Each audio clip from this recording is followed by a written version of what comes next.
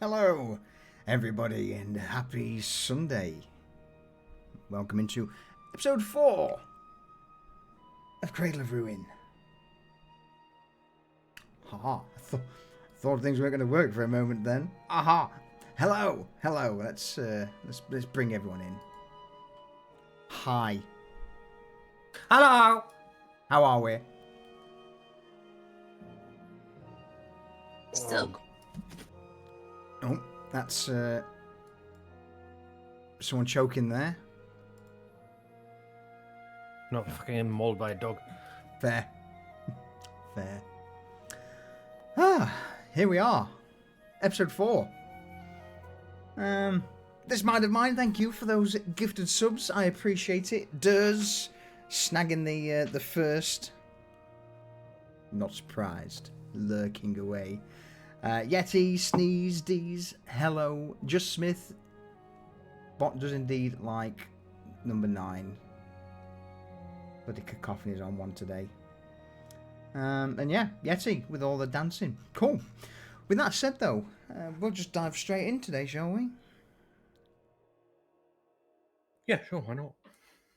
Oh, cheers, Lee! 6-4. Cheers, mate. I appreciate it. Welcome back. Yorick, since Thea's let us down this week, what happened last week on Cradle of Ruin? Wow. Tell me he's wrong though, huh? Yeah. I mean, I can totally do it. No, I I just don't didn't. need your fucking help. Get out of here. I vote for Yorick. Oh, it's because Yurik's everyone's favorite. Yorick. I love that you've got your B in your bonnet that Yorick's everybody's favourite. And I'm going to play on that. But he is. I mean, look at him. What's not to like? It also helps when, you don't have resting bitch face and you're sending people to the goblin quack to fix them up. Yeah, because he's got the withering, but he hasn't. He's just got the clap from your mother. Wow, that was a low blow. We could start the rumor that she is spreading the withering. We could also spread the rumour that Yorick's... I'm not going to say the D word. Yorick, save me from this. Carry on. Oh, God. So last week we started off the session, nice little bit of downtime. Just got to see what everybody gets up to in their day-to-day. From Eggle sewing on people's arms and legs, literally. Actually, question for the DM. Mm-hmm. How did that orc lose his arm? It was a weird series of events where he was climbing on one of the scaffolding of the bone walk, had a bit too much of too many sips on the old fungal brew, slid, went to catch himself, but instead of catching the rope, he basically just cut his hand off. Actually, no, we'll go on better. He grabbed the rope, someone came to help him, and to help, they thought he was trapped by the wrist. Instead, they cut his hand off instead of just helping him up. Fuck it. Let's go something stupid. So that's what Eggle gets up to in his day-to-day, patching up fucking morons that get their arms cut off by the best mates. Yeah. While brewing all kinds of poisons. We followed Grom and his apprentice as she chose the bone for her new shaman stuff. That was a cool moment.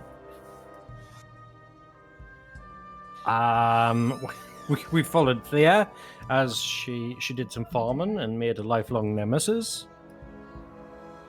And then yeah, it's just what she does. Katrina did some crafting in the crafting house. That's what she does. But later on, she She did some ink work for Yorick to commemorate their first victory together. It was wonderful. It was a lovely rendition of a kitty cat. With tentacles for mouths. With tentacles for mouths and a little creepy tail. I don't know why that bothers me so much, but it does. Note to self, more tentacled cats. Tentacled cats with stumpy purple Stumpy tails. tails. But nothing lasts forever, and the quiet never lasts, as we had visitors of the feathery variety, and while they were just visiting, just out of town, they were also horrific, using the eyes and vocal cords of deceased people so they could both see and communicate. They are intelligent creatures, not smart enough not to fucking charge straight at Yorick and the gang. They should have landed and then proceeded and, at a safe distance, conversed. That didn't happen. They thought dive bombing the group was a great idea. It wasn't. Mid-fight, they're like, we're not here to fight Big Worm. And we're like, what? A Big Worm shows up. Yeah. We're like, oh, yeah, cheers to that. Yeah, fucking feathery fucks. So, combat with the worm. And I put it down to fucking old Eggle to be the MVP because he poisoned the fuck out of that worm. He liquefied its insides. Yeah. That damage ramped up like real quick. And we killed the worm. But that wasn't enough for Yorick. In his temper, he threw his axe at one of the birds because fuck them, they could have just had a conversation. However, Eggle once again being the VIP stopped Yorick from ending one of the cretins, and I think you healed it and saved its life, right? He'll live. He's just not happy. I mean, that's not my problem. That's Eggle's Yelp reviews in a nutshell. Yeah. 2 He stars. live. He's just not happy. 2 stars.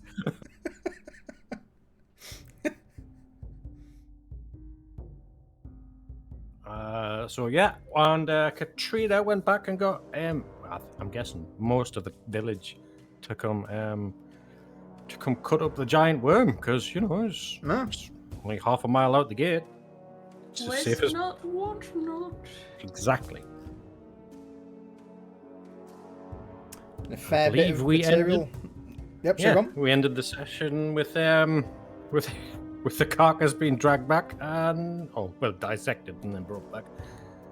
Yeah, Yorick found out you can't drag it. He tried. Yeah.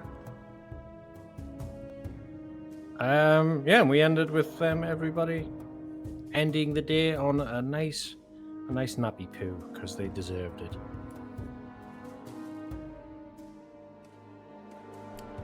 Yeah, pretty much. Well, if I remember rightly, we were on the way back to Hollow Rest to inform the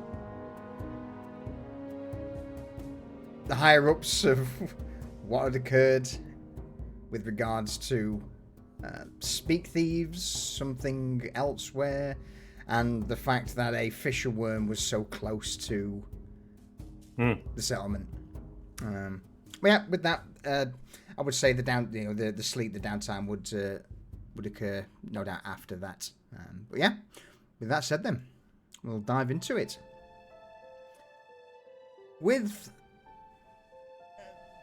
a brief rewind, as large chunks of meat from the interior of the worm, or at least the bits that are now usable. There's a good section of its internals that have no doubt liquefied, turned to mush under the caustic acid and poison mix that was rolling around in this thing. But the chitin, flesh, beaks, tentacles, so on and so forth, are all dragged back to the settlement on what basically amounts to little wooden sleighs, planks of wood with smoothed skis underneath that can be easily dragged over rubble and sand and the dried dirt outside. Some would have wheels, but some of the wheeled ones are a little awkward when it comes to the rocky terrain. And for something this close to home, yeah, the vast majority would just be basically flat sleds that are drawn along. A couple of hours pass, the carcass is butchered, carved up, brought back home. I believe some of you got a few bits of interest from it. But for all intents and purposes, the meat is stuck into the storehouse, preserved, pickled, salted, you name it, as a nice delicacy to add to some of the various soups or, well, worm meat's probably tastier than the dried godflesh fungus that most people eat on a daily basis here.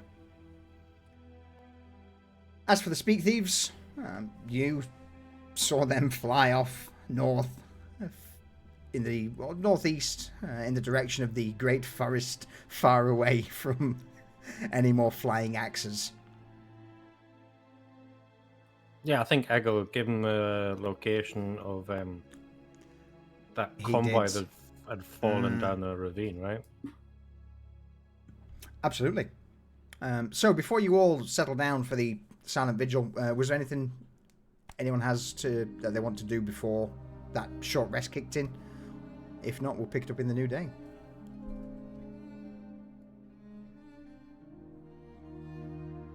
No. Apart from retrieve my axe from probably wherever it landed. All right. Night and silence descend over Hollow Rest as the silent vigil kicks in. Luckily, as I guess at this point per the norm, no sound of bells, no shouts, no cries, just the wind whistling through the rib cages overhead, the bone choir constantly wailing in its mournful tone. Probably be the best way of putting it.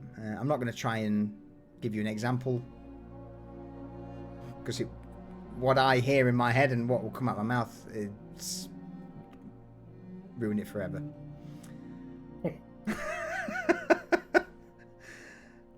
With that said, though, eventually sun begins to rise and life begins to return to Hollow Rest. Labourers step out of their tents, their hovels. The farmers begin to make their way around, scythes in hand and small daggers to cut away the godflesh that overnight noticeably grows, even from just small stumps. By the time morning rolls around, these things are probably 1.5 feet tall. They are ravenous in growth. And yeah, certainly keeping on top of this fungal growth is a full-time job for... In fact, Thea, how many farmers would you say are at your disposal for keeping the settlement clear of godflesh outbreaks? What's the volume that we have? I need to do a little math. Population, there's roughly 200... Between 210 people in Hollow Rest.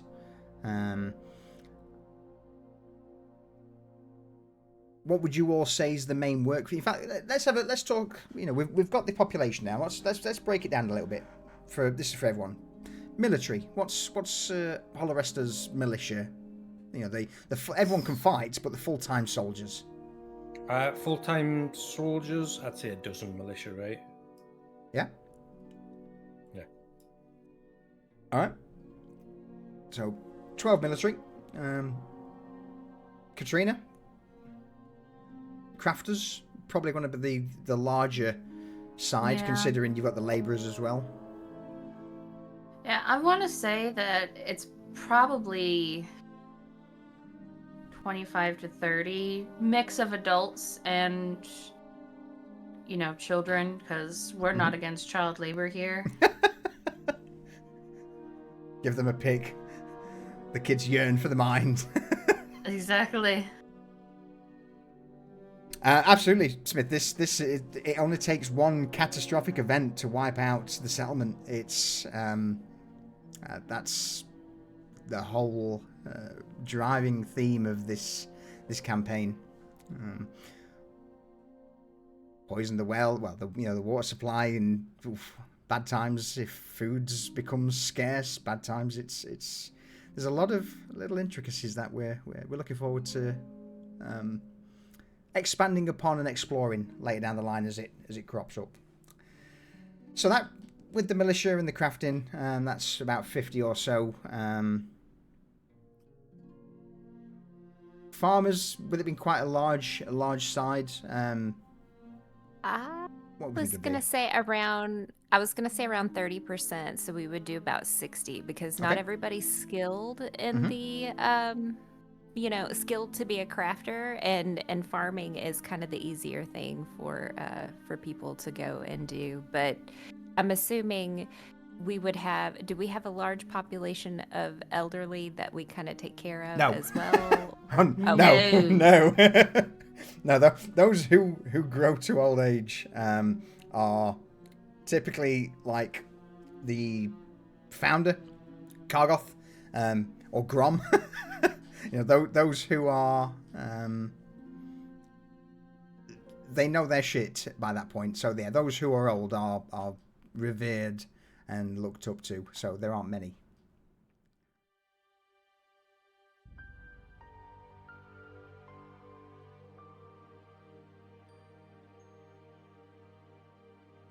All right. I think that gives us a good base. Then there's, roughly then, 60 to 80 who are just labourers, maybe youngsters, elderly, who are, some of the elderly at least, who potter around. Cool. So, yeah, with roughly 50, 60 of the farming community of Hollow Rest, they are no doubt, alongside the militia, the first ones awake. They're the ones who instantly rush out of their huts and tents, scythes, daggers in hand, carving through the godflesh, hacking it down. The vast majority is hung up and dried. There'd be huge drying racks, no doubt plastered across the farming side of the settlement where the godflesh is dried so it can be easily consumed, or at least made into rations. The drying process for godflesh is pretty time consuming, but in this heat and the dryness, the stillness, well, not so much the stillness of the air, but the dryness of the air at least would mean that it doesn't take too long. A lot of moisture is evaporated, and these go from 1 to 2 foot long mushroom fungal stalks to I would dare say a quarter of their size, probably even smaller.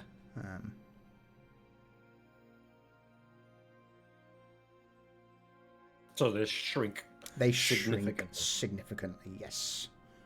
Go. But mostly it's there to say they're more porous than anything, rather than them being full of liquid and water, so it's not really something you can press for a lot of drinkable water. Hence why rain is, when it does rain here, is so important. Get the buckets out. Buckets out, and the skull of the god beast, the top part of it, acts as a natural rain catcher. At the minute, again, water's not an issue. There's more than enough water to last until perhaps the next rain season. In fact, Grom, roll the bones. Let's see how much water's in there, shall we? And what the bones say. And then give me a D20. In fact, we should make roll the bones. Just roll a check if it doesn't.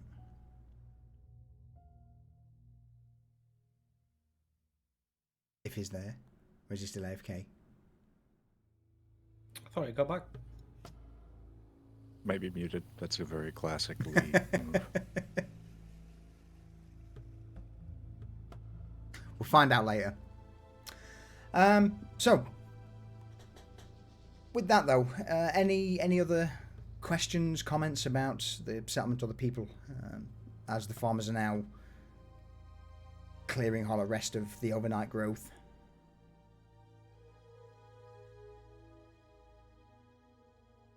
So I'm guessing that the rest of the village is probably still dealing with that worm because it was fucking massive, right? Yeah. That had been passed over to the crafters for them to dissect, carve up, and put into storage. Okay, so other than meat, what did we get from that? Like, what type of resources? For the Haven resources, let's just go with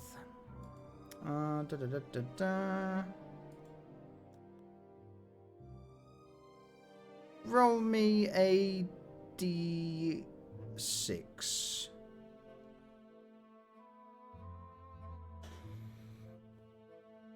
Alright, so I'll double that. We'll go to 6. 3. Okay. Is there anything in particular that you guys personally want from that, or to put to use? Because otherwise, if not, it just goes into the generic stockpile of Haven resources. Oh, go on. Yeah, so Thea would like to get a shield made. Okay, using The worm shards, like the hard. I guess the beak would probably be the hardest part, right? All right. So, how do you want to go about getting this shield? Guess she'll go visit Varn. Do you visit? I guess you go to the farm, issue out orders, and then go to see Varn. Oh yeah, she's gonna make sure everything's in order because she's not gonna assume that even though they do this every day for like every minute of their life, that they know what they're doing. Like she's going to go in and micromanage in the beginning.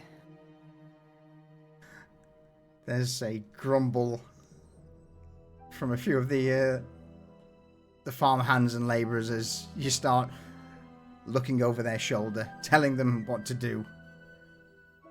You see Elder Mirror off to the side. She just looks at you, Thea, grins widely, 2 teeth showing, one at the top, one at the bottom, as she offers you a nod.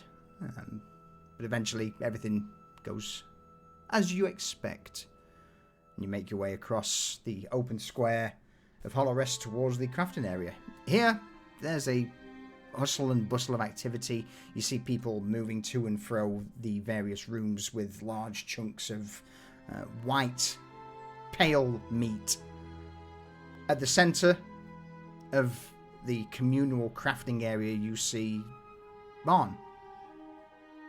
He doesn't seem to be organizing this. He's currently stood close to a small kiln, or a forge for that matter, starting to stoke the fire, getting it roaring and ready for the day's use.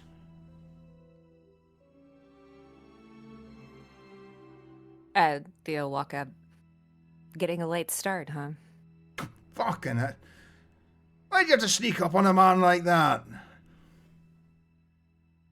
Well, if you would have started the day when we do, I wouldn't have snuck up on you because it would have already been done, right?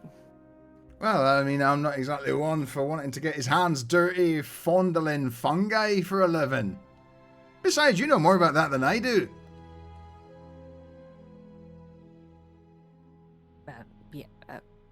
Fondling.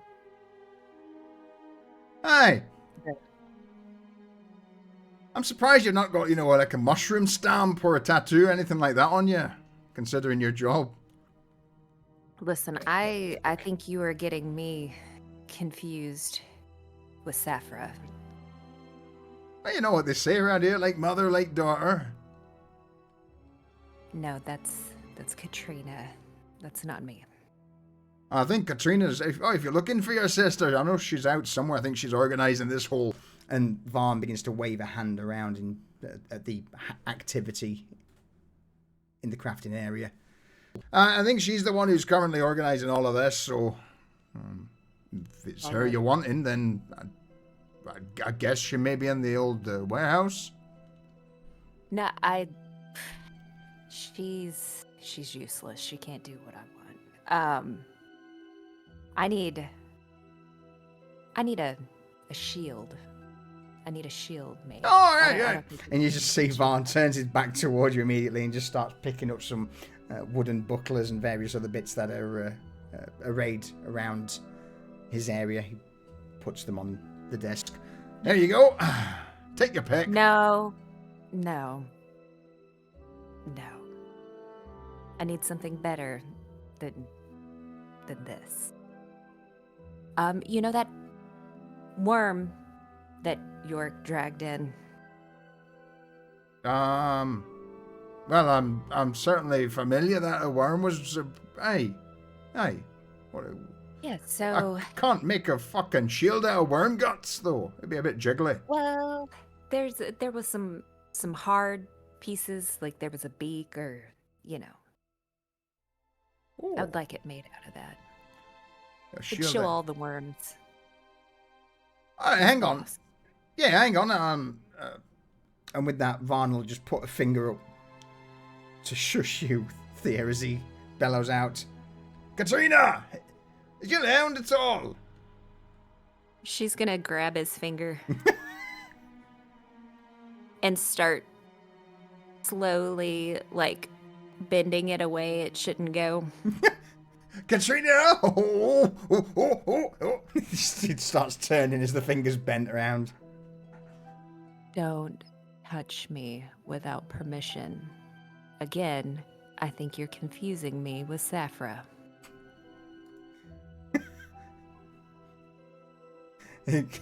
Vaughn pulls his hand away, shakes it a little. Oh, you could have sprained my finger, but hey, I'll make sure I don't confuse you and Safra anymore. You just hear Why? In fact, roll me a perception check, please, Thea.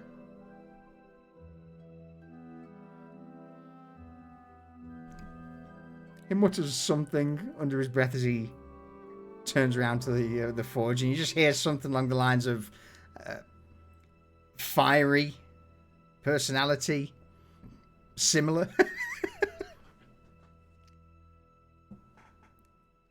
She's gonna let it go just because she felt like she made her point with his finger.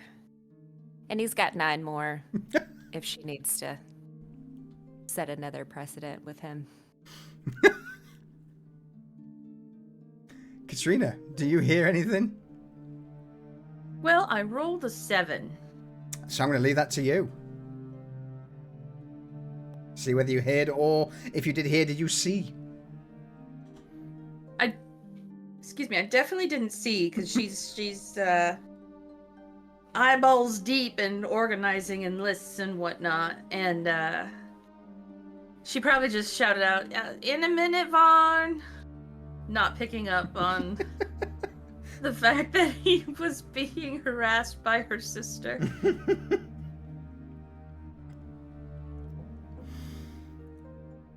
You'll, after this, and Vaughn's tended to his finger a moment, just flicked his wrist, you hear, something about a beak. You got a beak or so over there. Let me check my list.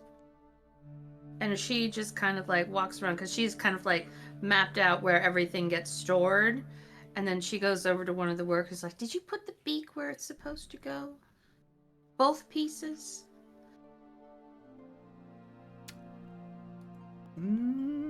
Did they? Does Thea hear this?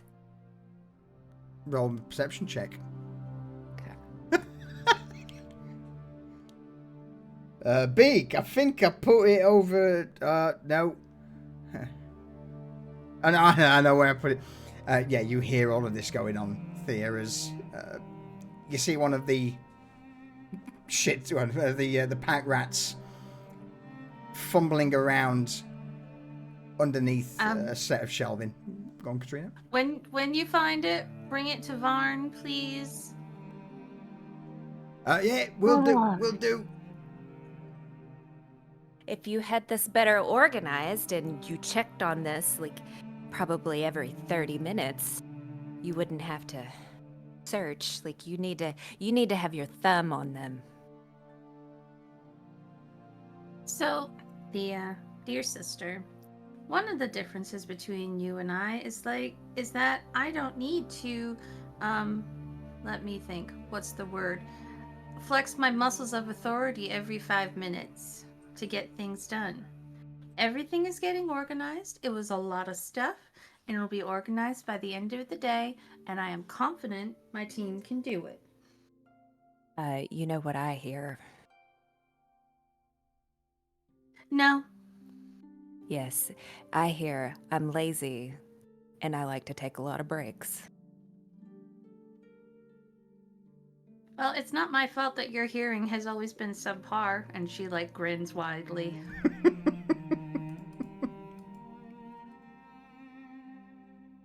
Do they have my beak? I asked him to bring it to Varn. It should already be here by now. I like to delegate. It saves me a lot of time and energy instead of feeling like I need to do everything myself because I don't trust the people I work with. You should think about trying it sometimes. You might feel better. Have you seen Brennick? Yes, he visits the hut 3 times a week. Of course I've seen him. Exactly. There's no trust there.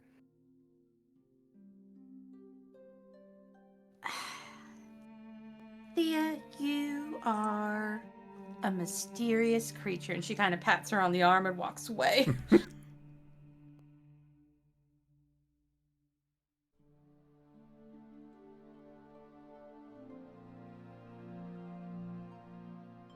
How long is this gonna take? She kind of turns to Varn. Vaughn looks back at you and shrugs. I'm not sure. I don't exactly know what I'm working with yet, but oh no, here it comes. You see this labourer stumble out of the storeroom. This large curved upper piece of beak from the fisher worm, over his back. Seems to be he's carrying a tent as it peeks over his head. Here we go. This is do you want the other piece of this? No, that bit'll do. That'll do. Just shield out of that. Let me start work.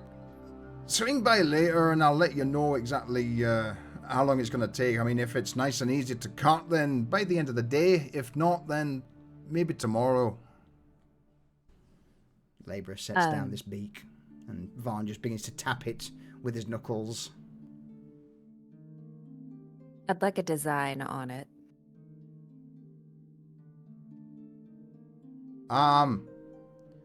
Set it apart from other shields, like something that represents me. I'll have Katrina draw something up and give it to you. I mean, I can make my artistic flair. It leaves a lot to be fucking desired. So, I'm sure we're. Hey, if Katrina's making a design, then why not just give it to her to do? It's a fantastic idea. Maybe she'll start doing something. Vaughn just raises an eyebrow and just lets out this laugh before nodding.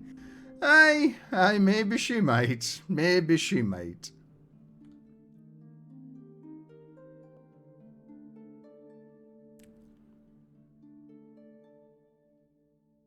All right, well, I'll leave it in your somewhat capable hands, and I'll be back later to check on it.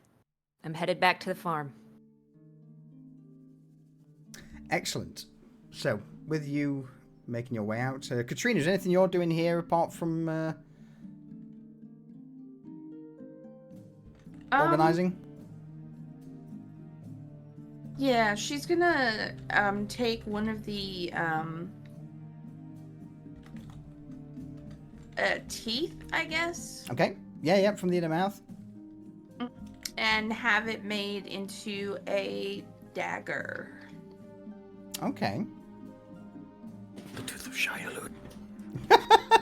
A Chris knife.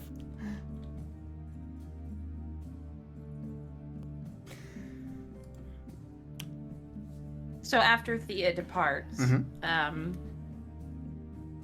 she will go over and chat with Varn, and she's already pulled aside the tooth that she wants to use.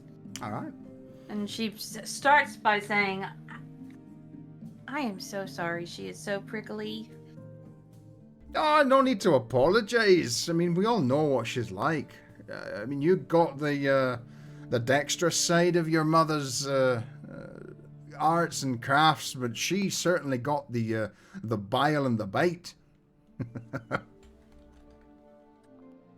Whatever you would, sure. So can you?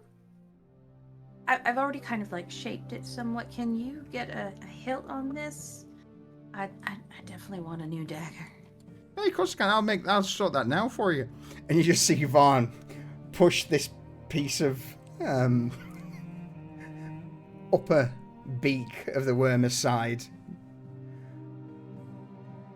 I've got a sore finger at the minute. I can't exactly work on that now, but something that requires a little more smoothing, I can certainly get that seen to you for you. Reaches out towards the tooth. She smirks slightly. You know, maybe you should, after you make that dagger, you should go see Eggle and maybe get like a poultice or like a brace for your finger and take the rest of the day off to recover. I mean, I may certainly take the rest of the day off, but if you want me to go and see that conniving, scheming shite bag who's gonna fucking feed me God knows what, then I'd rather shite in my hands and clap. Oh, right. I forgot that you don't really get along. That's fine. You don't. Do you know the last time I went to see that wee bastard, I was sat on the carper for 3 days solid. Do you remember? But Nothing got made. Did you feel better afterwards? I mean, I might have done, aye. Then I don't see the issue. His methods may be obscure and strange and often quite uncomfortable, and you think you're going to die before you feel better, but you do most of the time end up feeling better. Roll me persuasion. Yeah, go for persuasion.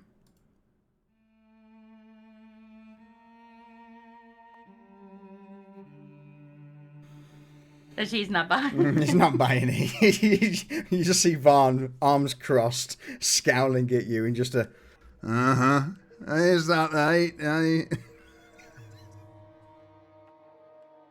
And he's a real dab hand at poison darts, I'll tell you that.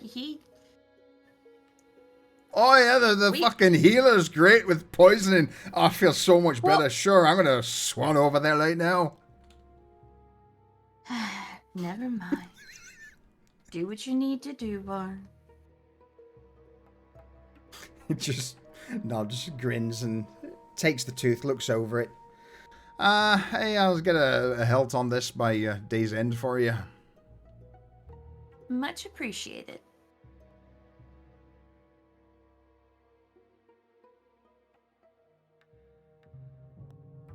With that then. Anything further from you, Katrina? No, I forgot I was Katrina for a minute. You get paid. Who dis? What is my name? What is my class? Who am I? Anybody else doing anything? Yes. It has been brought to my attention that some of the god flesh hasn't been harvested and has become sentient and is now a wiggling whip and has injured one of the pack rats. So Yorick has been summoned to duel a whip-like mushroom that's fucking whipping anything that gets fucking close. And he's not happy about it because that means somebody hasn't done their fucking job. So that dexterity ability check is the so any checks done from the hollow rest is the general skill level of people here, and the dexterity check was for how well they've been harvesting the godflesh. An 8 wasn't very good. Maybe in the future we can see about either getting tools or training or new methods cultivated to boost their ability to do so. But at this moment in time, yes, some of the godflesh in a shadowed corner close to the Yorick, so the Greymane residence, was forgotten. So you basically stepped outside Yorick to the sounds of screaming as one of the farmers with scythe in hand was trying to carve away at this godflesh stalk before it immediately whipped around, hit him, and then started throwing its bulk, that's probably the best way of putting it, at a couple of other labourers nearby. So some labourers trying to have a slap fight with a sentient mushroom whip. Yeah. Okay. Yorick's just like, oh, for fuck's sake. Shoves them, like, the group of them out of the way with one arm. All right. Here's how you harvest. Gets his great axe and just starts, as it whips in, he hacks off a bit. As it whips back, he hacks off another bit. And he's just chopping until it's down to her nubbin, and then he's like, right. And then he just cut off the bottom. There you go. The farmer turns. The farmer turns to the labourers like, go and find the surgeon. I'm sure he'll see to that. Yes. The labourer's like, I don't entirely know if he's. I'm sure he'll heal on its own. Will it heal on its own? Is it cut from the whip? Roll me a medicine check. Oh, medicine check, oh god.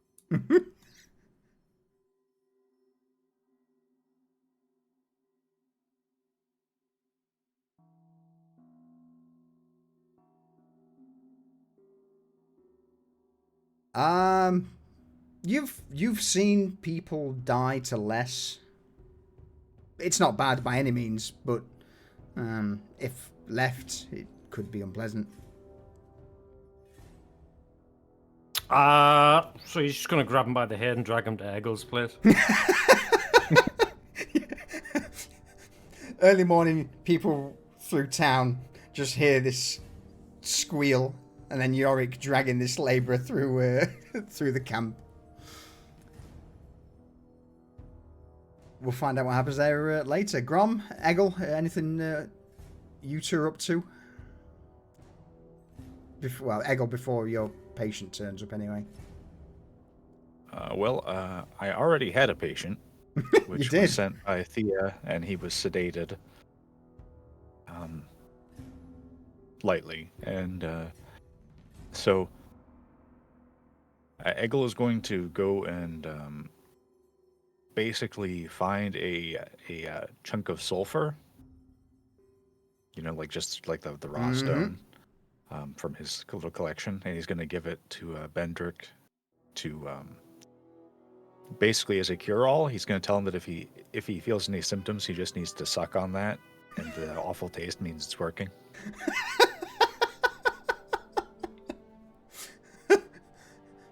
You're met with a raised brow, a bit of a questioning look before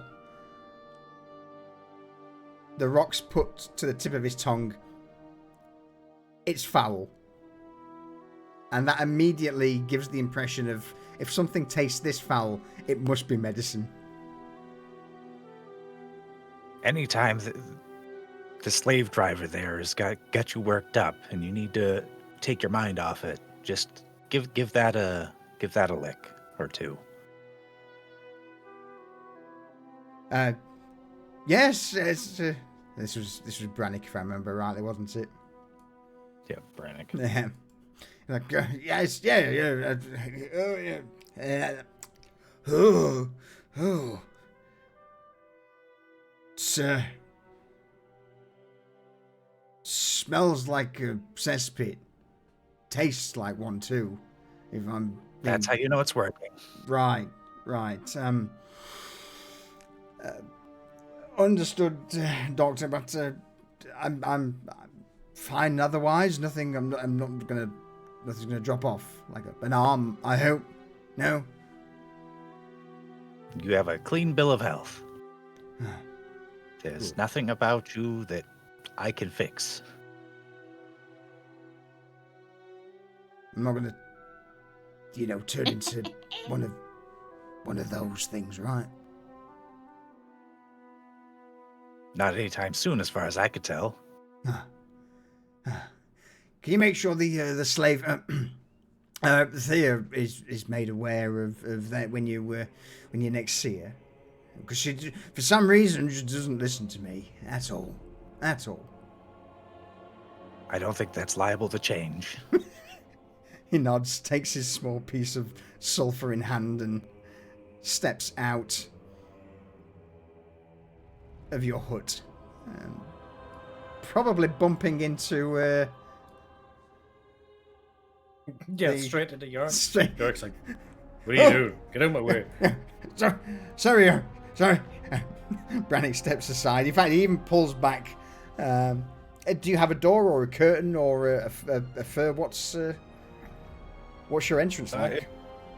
It's very similar to like just one of the big tents with a flap that you just open up. Yeah. And aside from that back corner of this thing where it's like a smaller flap where he goes in, and it's like a goblin-sized little flap that he just has there, and he just goes in and out to get his supplies. So, Brannick... Well, that brings you then. Yeah, patient. Come on, and he fucking drags him in. He'll just kind of like shoo Brannick off, and then go back in with this other one and try to take a look at him. What happened? Sentient godflesh tentacle. What did you do to him? Like a whip. Whoosh. Look at that. And he spins around like he's just manhandling this guy. He's got him by the ponytail at the back. Yeah. He says, look, dude. Yeah. You see that across from where his mouth is, up from his mouth, across up to his cheek and towards his temple, it's been sliced open. Not too deep, at least where his cheek is, but especially towards the temple, it hit him with some force. Not sharp, it's not a slashing type of damage, it's just the pure bludgeoning force of something that's just slammed into him, cracked the skin, or broke the skin, and bruised. All right, sit down. Oh, where? Oh, it hurts. Where am I? Oh, hello, Doc.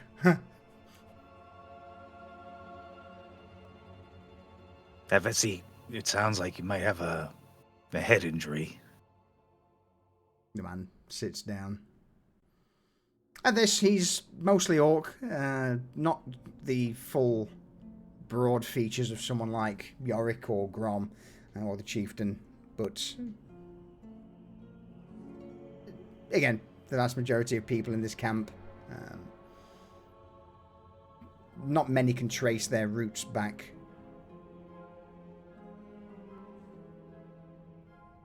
What are you doing? Crossbreeds are pretty common. So Eggle's going to get right up in this guy's face and start like prodding his jawline, like where he's hitting, like up around the head, to try to like check for swelling. Oh, there's swelling, and there's a slight crunch at the top of his jaw. So Eggle's kind of feeling it out and say something. Something. And so he's just trying to feel for if it's loose or if there's if he might have a broken jaw or something. Roll me a medicine check. Right. It's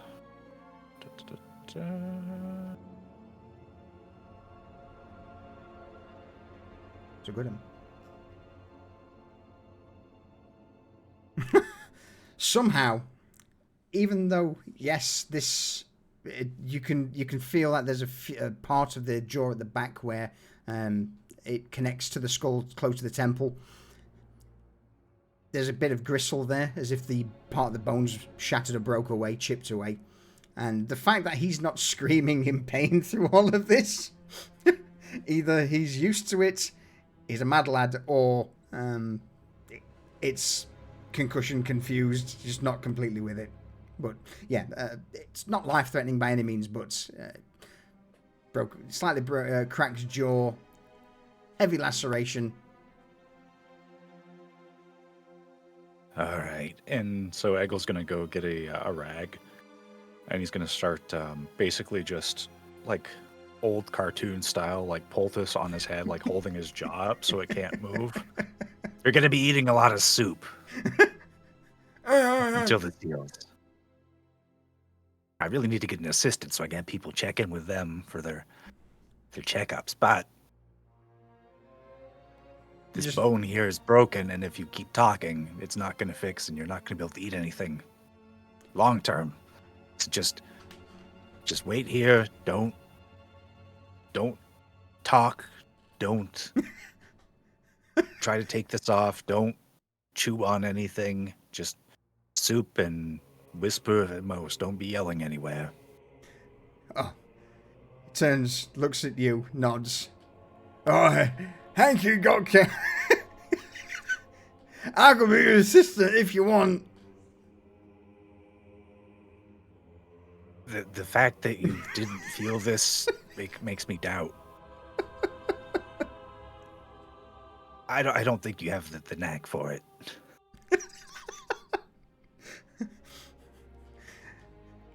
With that then, he nods, understanding now. As at this point, 15, 20 minutes, maybe even half an hour has passed since it happened, and the pain's now starting to kick in.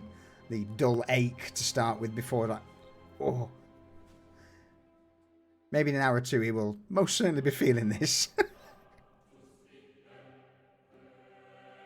It might not be a bad idea for you to just have a lie down while you try to sleep out as much of this as you can before the pain sets in.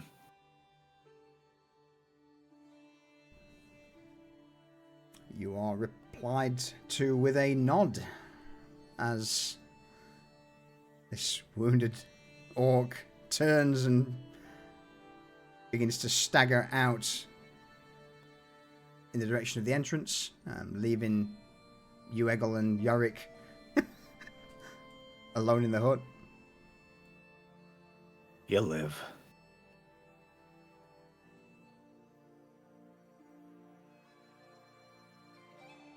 Yes, there's a... While you're here, there's something one of those birds said. It concerns me. Oh. They said that down in the ash wastes to the south, there's they said a growing shadow, which, being that they fly around, I don't imagine that they went down to investigate, but might be worth sending some people down to Lantern Deep to check on them. We might be needing some supplies from there soon. It might be double reason to go and see them. Okay. I'll talk to the chief and Grom.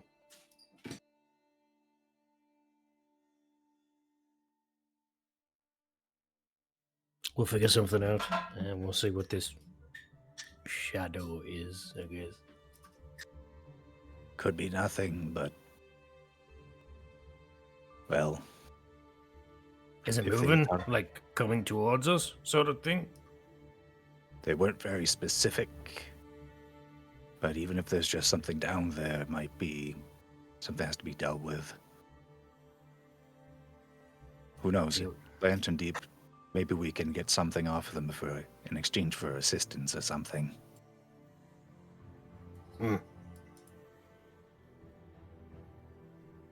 Well, I'll let you get back to it. I'm going to tinker a little bit more with this worm acid.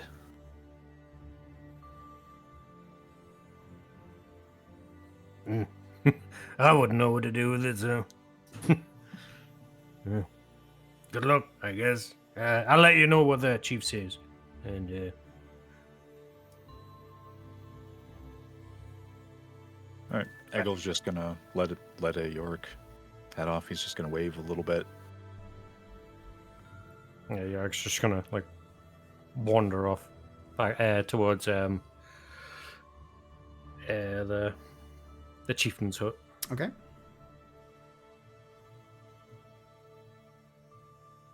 Roll me 2d6, Eggle, for the utility acid.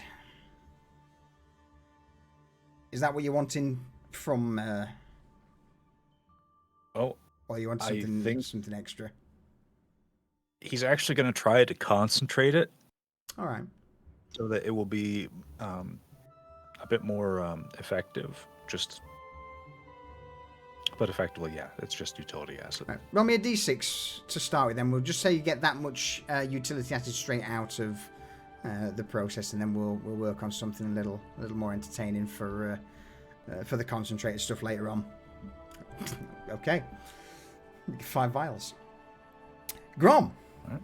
what are you up to this morn, as Yorik's no doubt now making his way in your direction and that of the chieftain's hut?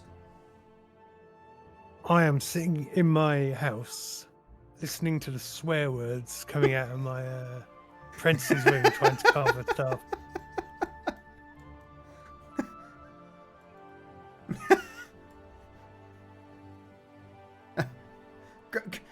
Grom, I'm just. Why can't I just use the chisel that? Oh, this fucking thing. How you see Morgra walk into your chamber, Grom, with this basically a square bit of bone at the moment, or a rectangular bit of bone, with a ever so slight nook in one edge that she's been working on all night.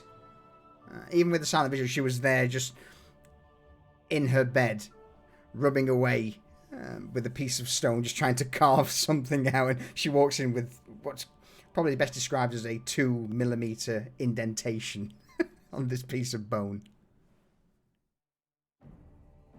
Finding the right tool for the job is part of the carving ritual.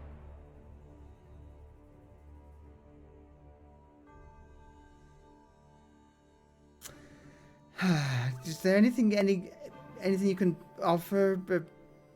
What did you use on yours? I go to a cupboard on the side of the room, pull out a little, very small box. I use this, and I open the box slightly, and in there is a little teeny tiny claw.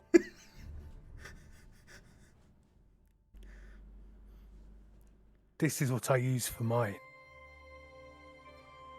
She looks at you, Grom, looks at your staff that I would imagine is propped up on the wall, looks back to you, and just from the slight glimpse you can get of her eyes, they go wide. That expression of, are you fucking serious? That you used... This is going to take years, isn't it? Yes, yes, it is.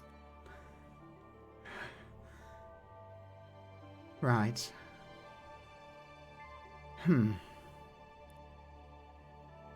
I'm not going to request your... She tilts her head to the side. Tool, master. Oh. You all brought a worm back yesterday. Did you not? We did. I've had an idea. She grins. Bows her head respectfully towards you, Grom. Mm-hmm. And then just shoots out of the hut in the direction of the crafter's quarters. Yorick, you see Morgra shoot out. She waves at you as she passes. Not stopping. Morning, Morgra. She says nothing, just waves, and almost half jogging, half sprinting. Okay. See you, sir. Rom! Come in, Yorick. I'm good. You're gonna have to teach that one manners, by the way. And he just comes in and plunks his ass down. She's young and excitable. And altogether enthralled with carving a staff. Hmm. Listen, I was just talking to Eggle, and he said the bird freaks said something about a growing shadow from the wastes. So I thought I'd come here and consult the bones before I went to the chieftain. A sound idea. And I pull out my bag from under my robe and dump the bones on the ground. Dump the bones on the ground. The bones are dumped. Roll me a forbidden lore check, please, Grom.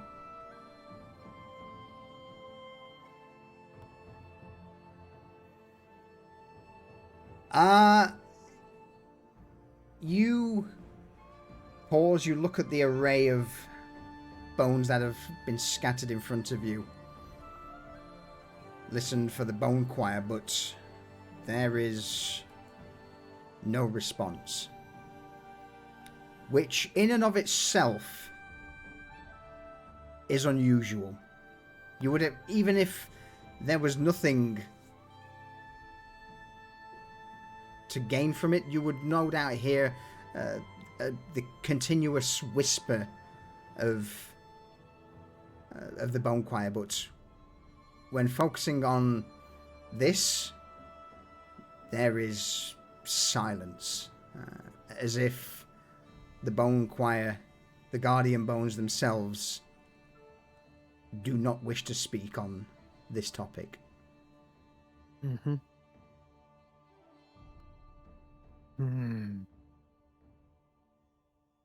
Silence.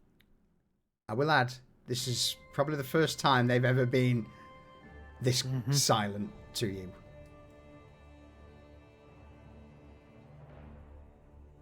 And with a worried expression. They never normally are silent when I call.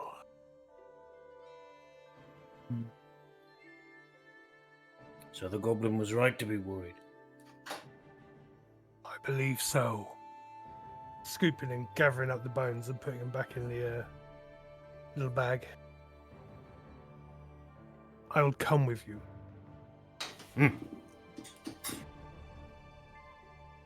Shoot my mage hand out to grab my staff and pull it to me. Staff floats across the room straight into your hand. Or is this more like a Thor grabbing his axe kind of move? Very much so. Yeah. Just hold out my hand and the staff comes. With a heavy thud, the staff finds its mark in your hand, Grom. And Yorick, Grom, you set off out of the shaman's hut in the direction of the chieftain's abode, the Hollowret Barracks. With that, absolutely, we are going to call a very quick BRB and refill a clock. Oh, that's good. My bladder. Vexing Cat, thank you not only for the 5 gifted subs, so generous, darling. Thank you as always, much appreciated. And thank you for tiger. And that tiger's you've beat me to it. That tiger it's pretty good. I like it. Prepper Jack, welcome back in. Welcome back in. I see you there. So yeah, folks, we're gonna take a brief. God, for fuck's sake! Thank you for. Remember, there's no need. It's appreciate though. Thank you for the support, both of you. Thank you. 10 hype train. There we go. Yes. Thank you, everyone. Right, I'm going to grab a drink. We will be but a moment, folks. At least you got it during stream this time, not at the very end. Lionheart, hello! Hello, stranger. Right, hang on, drink. Be right back. Oh.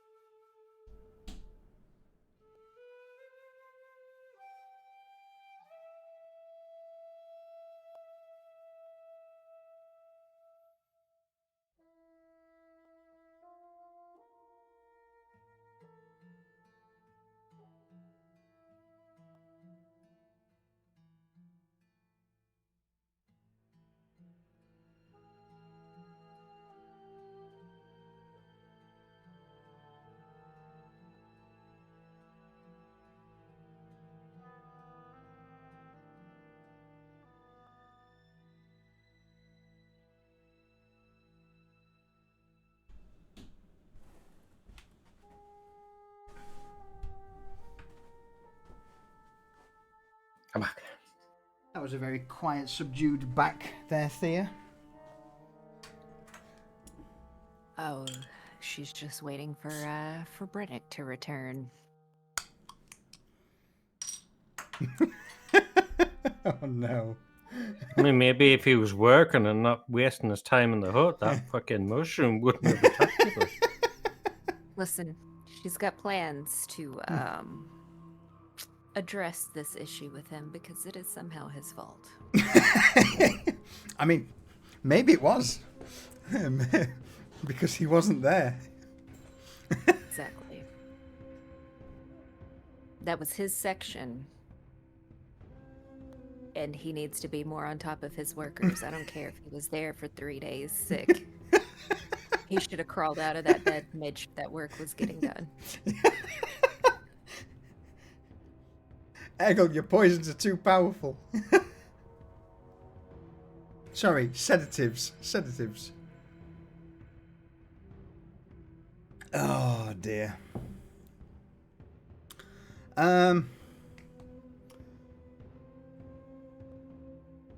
Okay. Anybody else going to the chieftain's hut, or would be in that vicinity to see Grom and Yorick on their way? I've been keeping an eye out for like the group, the chosen group, as we go there. But if they're not like in earshot or eye shot, they're busy doing the job, so I'll not disturb them. Okay. So unless anyone wishes to make themselves available, now's your chance to speak up.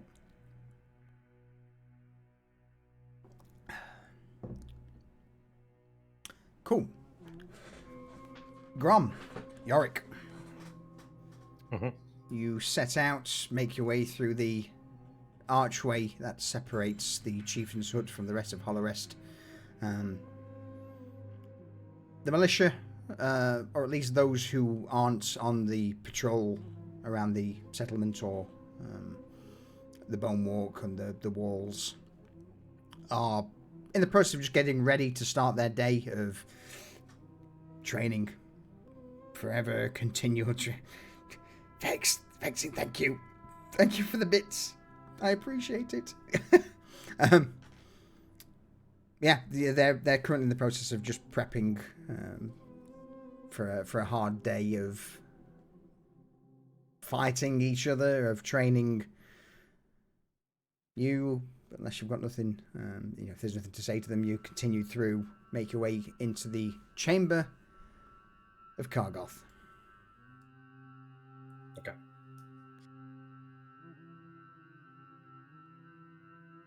In Kargoth's hut, it's similar in design to most of the others. A large circular central room that has a table where the vast majority of the meetings, the plans are set from yourselves, Kargoth, and his advisors. At this, you don't see the sign of Drask or of Edric. Kargoth alone in the room. Seems that he's just in the process of getting himself ready. The founder of the settlement has the privilege of getting up whenever he wants, doing whatever he wants. Not many people can really argue with him.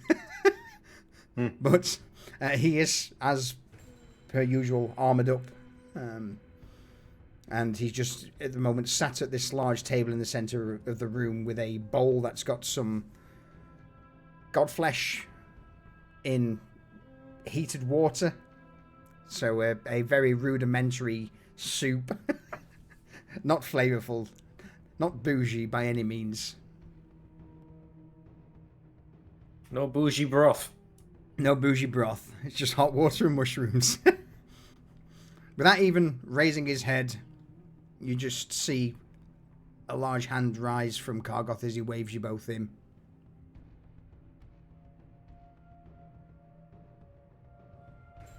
Come on, Chief. He grabs a piece of godflesh from the soup and hoists it in your direction. Breakfast. Care for any? I mean, Yorick will wave off the very unappetizing piece of food. He's like, oh god, it's not even seasoned.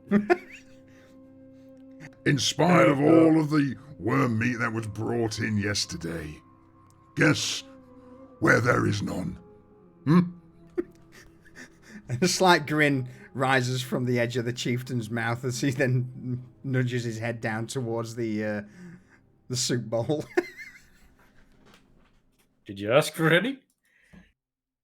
Well, I was honestly expecting someone to bring some up. Edric or Drask, but no. And with it being early morning, then no doubt Katrina and the rest are trying to organize the storage houses, so rather than me traipse down there and start demanding things,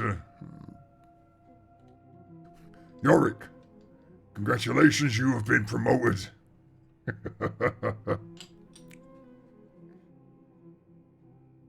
Next time you're down there, bring me a bit up, would you? Sure, yeah. I can do that. And it sees Grom, and Kargoth would offer you a respectful nod in greeting as you step into the room. Bonesinger. Chief. So, with both of you traipsing in here so early in the morn, what have you got for me?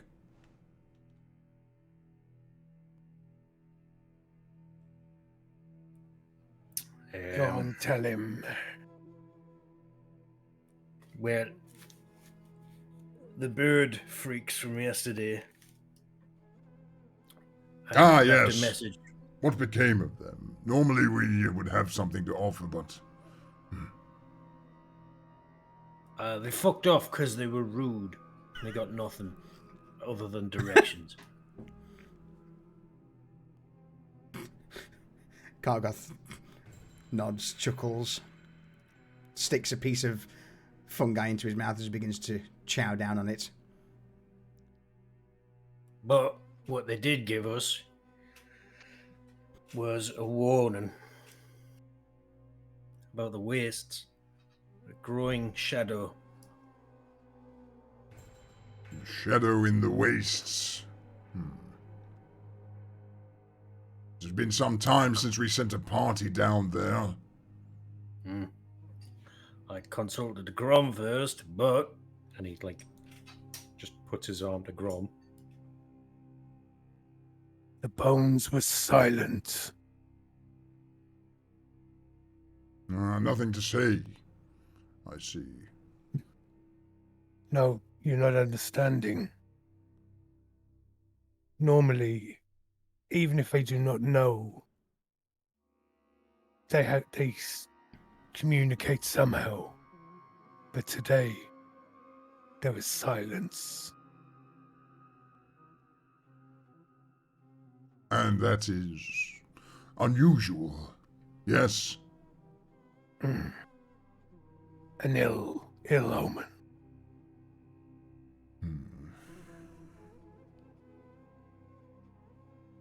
So, you're suggesting we get a party together to head south into the wastes? Forewarned is forearmed.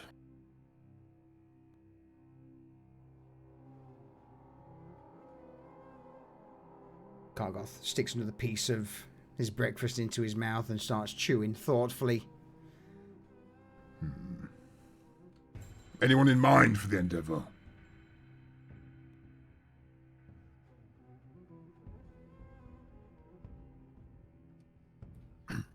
Why I not the make eye group? contact. Go on. I just have to make eye contact with Yorick and just nod. Why not the group? They've worked well together. Dealt with 2 threats.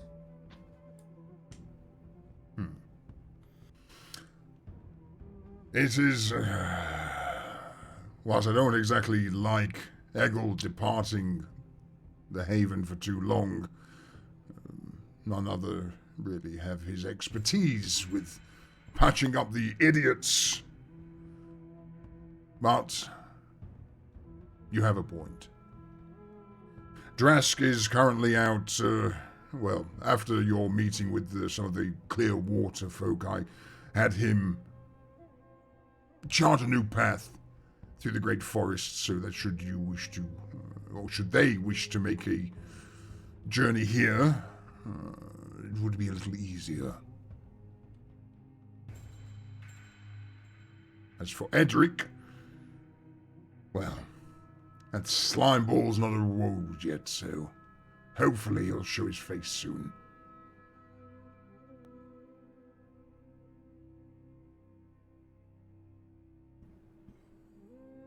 So, do we have your blessing?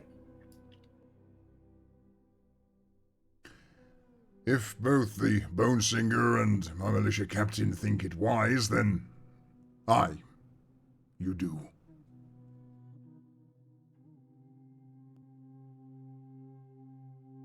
I think it's prudent, at the very least.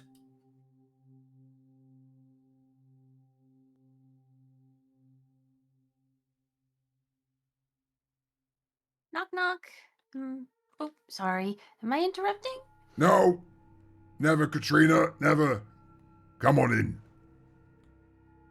Oh, sorry. Well, this is a, and she's kind of like carrying a little something with like a hide draped over it to kind of disguise what it is. And, we just wanted to bring you a trophy of the worm kill yesterday. It's a gift from all the crafters. His eye, his one remaining eye goes wide in delight as he steps up, makes his way over towards you, Katrina, towers over you, leans down. Oh? And what have you brought me? And she will dramatically pull the hide cover off, and it is a figurine depiction of the worm made out of bone. All like the weirdly shaped, unusable bits they couldn't craft anything out of, but also it looks really fucking cool. Now that... Takes it up in his hands, marvels it, spins round, walks towards the central stone table and places it. In the middle, there was a small polished rock that acted as the centerpiece ornament. He skitters it to one side. Now the old founder's rock can fuck off. Ah, yes. He puts this new sculpture in the center. New shiny. New shiny.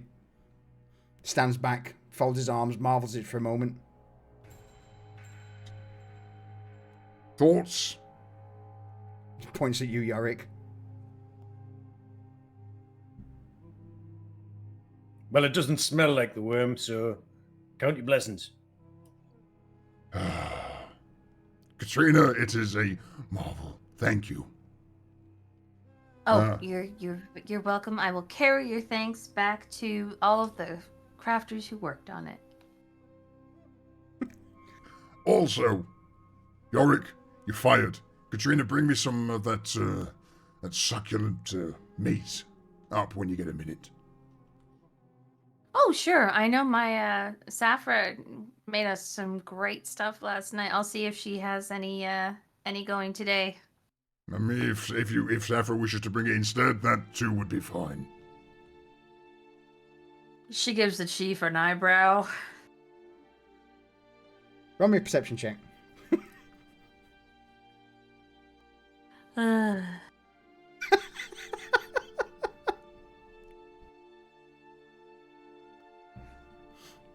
I'm over here looking at my abilities list for eyebrow. It's just perception.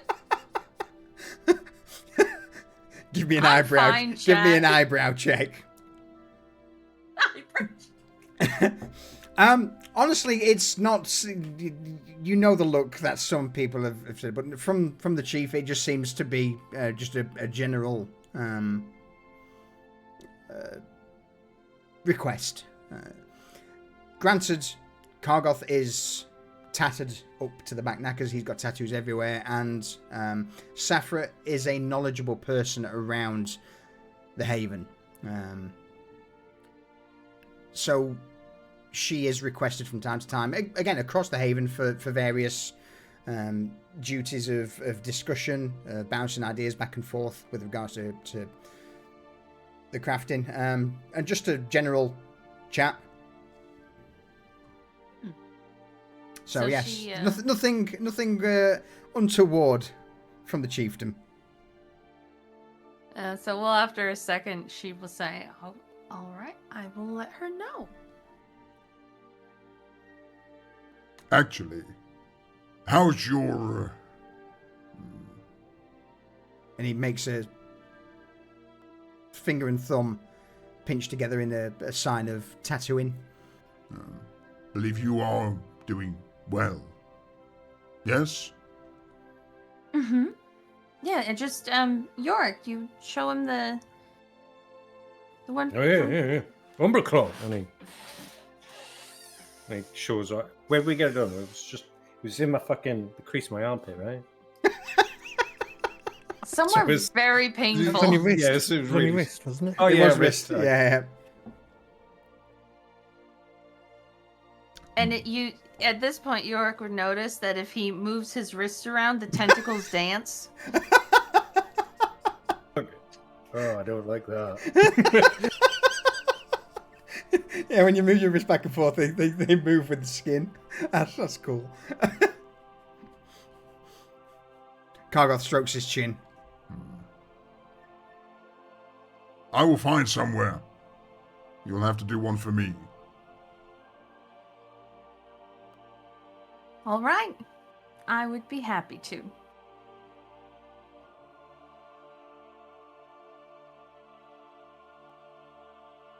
Come back from this little endeavor that Grom and Yorick are about to explain to you, and perhaps something to conceal this.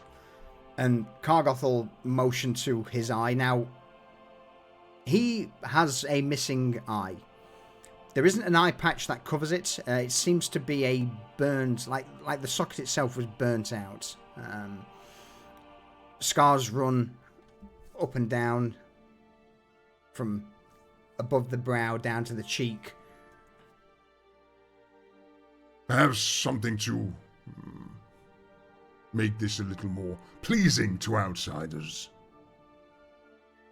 I'm Think on already getting ideas, but I will think about it very carefully. How do you feel about dragons? Dragon. I haven't seen one in my lifetime, but for a fierce beast such as that, yes, that would be more than sufficient. Wonderful. Though I will- Bonesinger, I dare say that may be an omen. A dragon would no doubt cross the skies above us. What? Omen? What? Only if it was prophesized by the bones.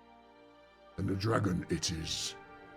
And hopefully some great prey can fly over our settlement and can claim its riches for our own.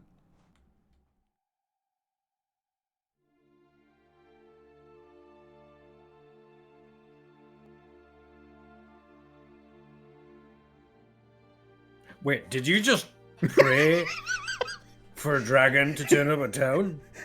Kargoth just stood there, arms folded now, grinning widely, teeth on full show as he just nods twice at you, Yorick. You want to eat a dragon, don't you? I hear it's a delicacy. From the man that eats wet mushroom.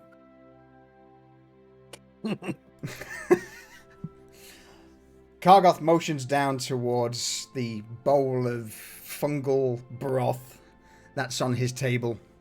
Beggars cannot be choosers, and unfortunately, well, if none from the crafting area bring me anything, then this is all I have to sustain myself with.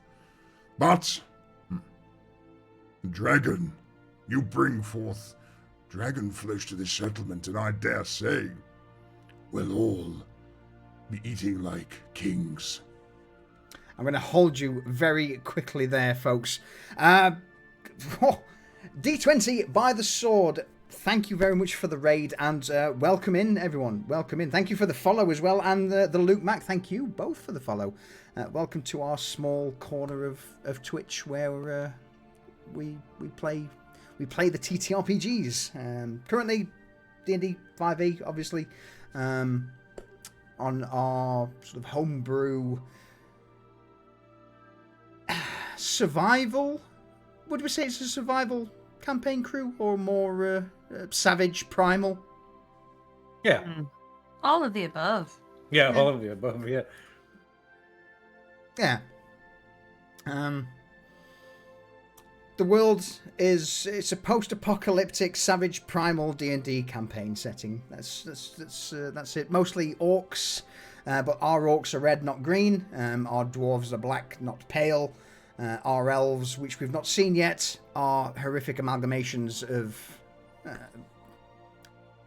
weird and wonderful. So if you like dark fantasy and tentacles, weird shit, yeah, that's what we do here. But again, thank you very much for the raid, and welcome everyone. So, with that said, the Haven Chieftain sits back down at his table, giving you three a chance to ask any more questions should you wish it. What supplies can be afforded for our journey? You just see Kargoth just point a finger towards Katrina. Katrina has slipped out to go and get her mother cooking some food for the chieftain. So good point. Katrina! You see the curtain close. Son of a bitch. Katrina! You're like, that's alright, I'll sort this. Fucking Katrina! As you leave to follow Katrina Yorick, Kargoth will turn to Grom. Should you catch up, anything you require to take, anything you deem necessary, Grom, you take it. Thank you, Chief. One favor while I'm away. It will be done. Keep your eye on Morgra for me. I have a job, a task, actually, that could use her abilities. It will be done. My thanks. I better find where the children have run off to. Kargoth offers a nod, turns his attention back to the mushroom-flavoured water in front of him and finishes tucking into it.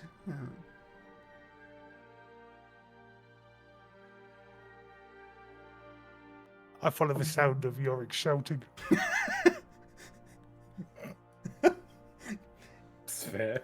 I dare say, with Yorick shouting this early in the day, everyone in the settlement would no doubt be able to hear it, including Eggle and Thea.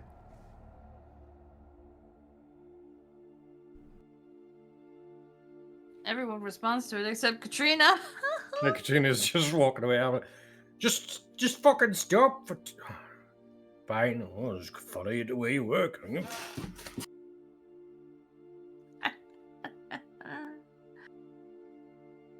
Yeah, Katrina heads to their hut and pokes her head in and says, Mom, Chief wants some of the grub you made last night. You could bring it up to him. Okay, thanks, bye. And then starts walking back towards Yorick. You just see Safra in the hut just turn her head. Has this barrage of words thrown at her, nods, and then you depart.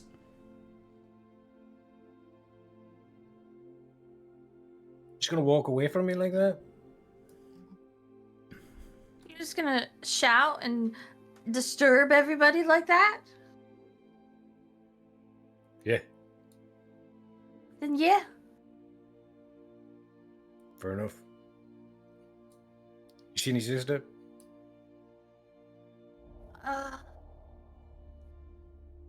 Rumor I know I saw her talking to Varn. Right, so she wasn't doing Earlier. her work. That's why we got a man Oh. at Eggles. Yeah. I'm Okay. sure she's there now. I think. Alright. I'm gonna go grab your sister. Could you whip us up a resource list? Food, water, that sort of thing for a journey. Well, Liaise with Grom, I don't know how long it'll take. I will take care of it. Great. There! You Quick- would hear yelling. You would hear her yelling, "What in the fungus infested abyss, Braddock?" This was being harvested yesterday! This high-pitched squeal echoes round Hollow Rest. Found her. Where are you, Thea? Thea, whereabouts are you at the minute? She would be at the opening of the farm because she was waiting for Brennick to show Uh-huh. up because she had heard, what had happened around, York's quarters, and because Brennick was supposed to be over that area, and she was letting him have it. So she's right at the front. Well, look, you sent me to the Goblin, and then it was late, and so I slept. I had a really good sleep. And look, he gave me this. And Brannick just hoists this small yellow rock in his hand in your direction. Gave me this to feel slapped better. it out of his hand. No, it's medicine. It's medicine. Brannick immediately scuttles off to the side, picks up the piece of sulfur that he was offered, and at this, Yorick, you would see, you'd be making your way up and see this scene playing out in front of you. And this is what happens when you skip your harvest duties to go braid flower crowns with Saffra.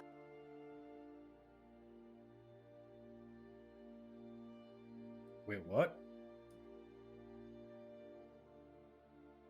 Yorick! Brennick visits my mother at least 3 times a week. And he has been falling short on his duties. And that is why, I think we need to hang him. Hang him in front of the entire village. That will teach him a lesson. It'll teach all of everyone to not take a break whenever I go visit someplace because they should continue doing their duties. I shouldn't have to sit here and say, pick that one, pick that one, pick that one. Get off your lazy ass, Brennick. What, hanging like by my feet on a swing? I mean, that's not a bad idea. I don't think he's never... Brennick, you are handsome, but you are thick as fuck. Get back to work. Yorick. He bows his head to you, Yorick. Bows his head to you, Thea, before scuttling back into the farm area. You see him just pick up a scythe. One of the... Well, it's more of like a sickle used for chopping down the various fungus. Giving you 2 space to talk. He's useless, Yorick. Well, I know that, but, maybe if you just, I don't know, give him a mentor. Mentor him yourself. What? Like... No, I've showed him how to do things. He's not dedicated. I need a new apprentice. Like, we've got to find somebody who has the skill set to just be focused on the work. He's not focused. Oh, okay. He's got a taste of something else. He's not focused. People just grow on mushroom stalks, do they?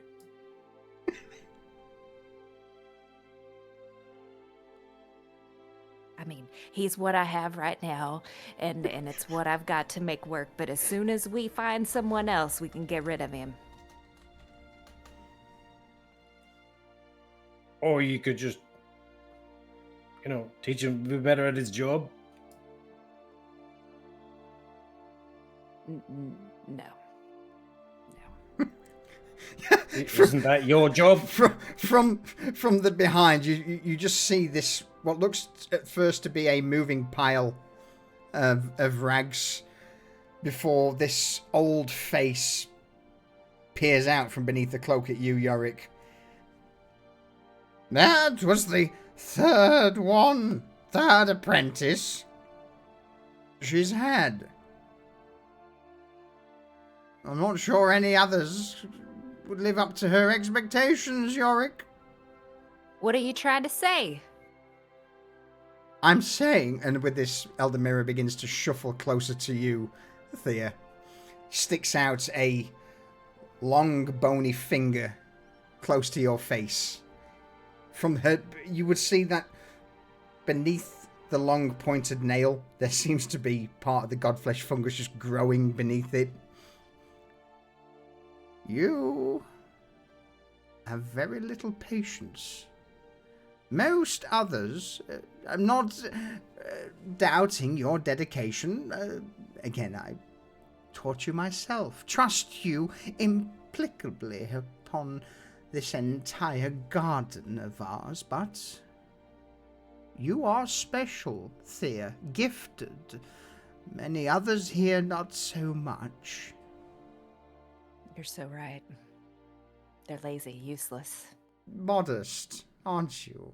She just looks towards you, Grom. When I say looks, again, looks towards you, Yorick, sorry. Not at you, just in your general direction. In my general vicinity. Yeah. Yes.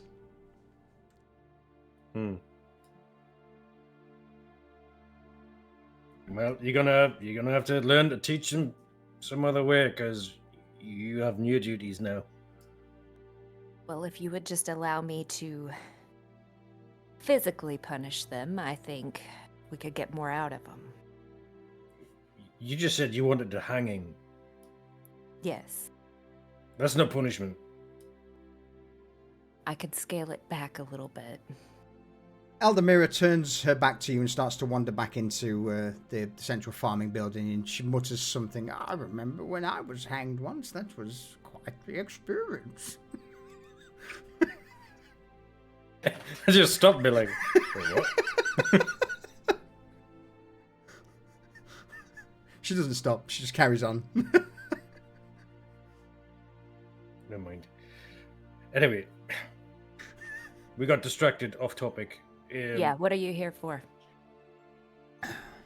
We'll be leaving the village again in the next day. For God's sake, I have to put Brennick in charge again.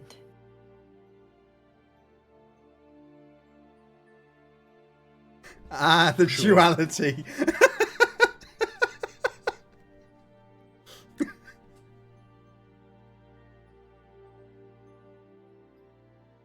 You sure you need me?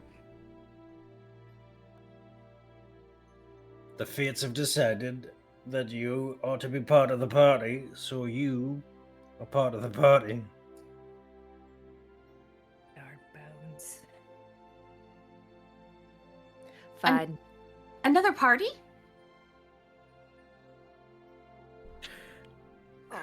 Yeah. Oh, sorry. Everything's ready to go for tomorrow. I packed it all up already. Great. Yes, we'll be leaving to the wastes. Now, when are we leaving? Because I have a shield being made by Varn. I would like to get it before we leave. Oh, Tomorrow. I don't know about that. He injured his finger somehow. So I told him to take the rest of the day to recover. You did what? Yeah.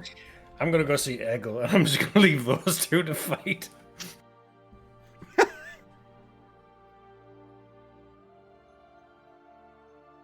So my shield. My shield is not going to be done. I don't know.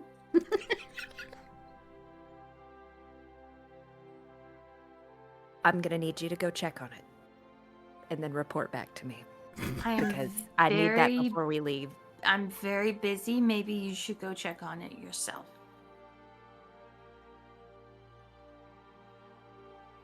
Well, Katrina, all I hear again is excuses. What's that, Mom? Sure, I'll come help you carry the food to the chief. Be right there. Freaking useless, just like the rest of them. And she storms off, like she's gonna yell back at her farm, like, "Keep working! I have to go somewhere." And she sets off to make sure that Varn is finishing her shield. Roll me an investigation check, please, Thea.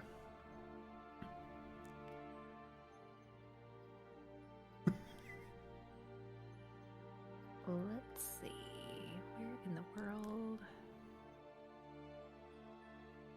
Oh, there it is. Everywhere you look, everyone you ask, there is no sign of Vaughn anywhere.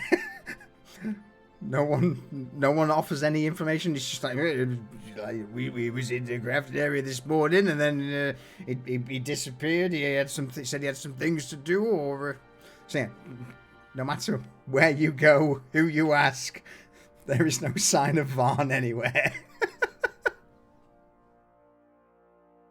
Oh, it figures. Ah, It's karma. literally her fault. Karma is a bitch.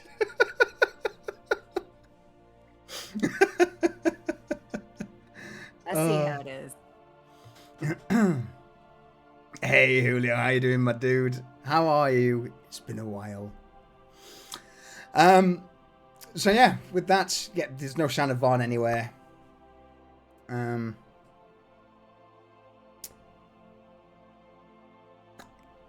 Katrina, you have some information. What you wish to do with that? In fact, the best thing to do is Katrina, you would have known the distance to Lantern Deep through, again, your close proximity with Vaughn. Vaughn was a native of Lantern Deep. Has anybody else potentially been south of the settlement? Let's bring up the world map. Put you guys there. So, has anyone been into the Ash Wastes where Lantern Deep resides? And if so, how far? Yeah. Probably. Yeah, probably is 2 Lantern Deep. Okay. As a hired mercenary, before I was captain of the guard, young man when my father was in charge, I was, like most grey mains, hired as a mercenary. Okay. In that case, then, I will reveal where Lantern Deep is. That's a ways away. Katrina, it is indeed quite a way away. So what she was doing during the him walking over to find Thea and their conversation is packing up their camping kit, enough ammo, and then she had sent an order to the food prep area for food for 5 for a 7-day journey. Because it's 3 days one way, right? Roughly, yeah. It's you can do about 24 miles in a day, depending on the terrain. And again, most of the Ash Wastes isn't. It's uncomfortable, absolutely. So Yeah, it may take a little longer. Who knows? Yeah. So she figured 7 days for there and back, or to get there if it takes longer and they just have to get some supplies from Lantern Deep. She also ordered 3 extra sealed water pouches, just in case due to the climate. But yeah, so all the food and water stuff will be ready to go in the morning, but the rest of their supplies are like packed up and ready to go by the crafting area door.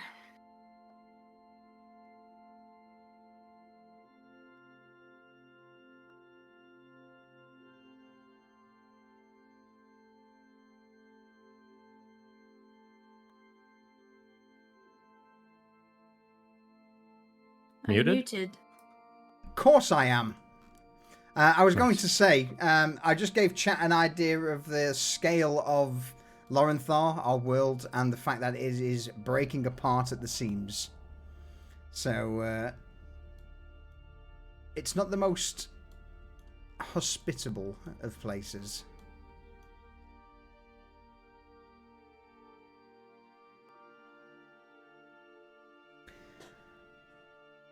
With that said then, and quite a journey ahead, it's probably an idea for you guys to think on what sort of supplies or any additional things that you may wish to take with you.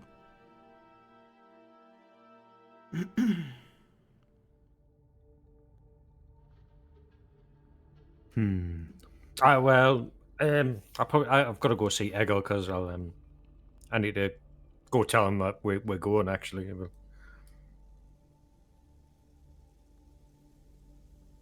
All right. So I'll just pop my head in and be like, Eggle, you still here? I'm in the back. And Eggle will come out of his little hidey hole in the back of the tent. What is it? Another incident with a mushroom? No. Your advice was heard. We pack up. We leave for Lantern Deep tomorrow. Ah. Right, I'll get my things together, I suppose. Make sure you check any patients before you go. Oh, yes. And, Eggle's gonna duck back into the back area and start preparing his supplies.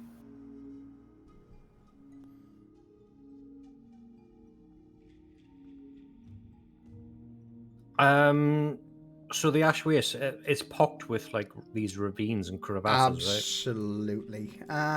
In fact, I don't think we described the ash wastes a couple of sessions back. I think we skipped over right? No, that one you for left the it moment. out, yeah. Yeah. Here I was thinking, oh yeah, they're going to do stuff in the forest and in the plains. Oh no, we let's jump straight into the deep end. So,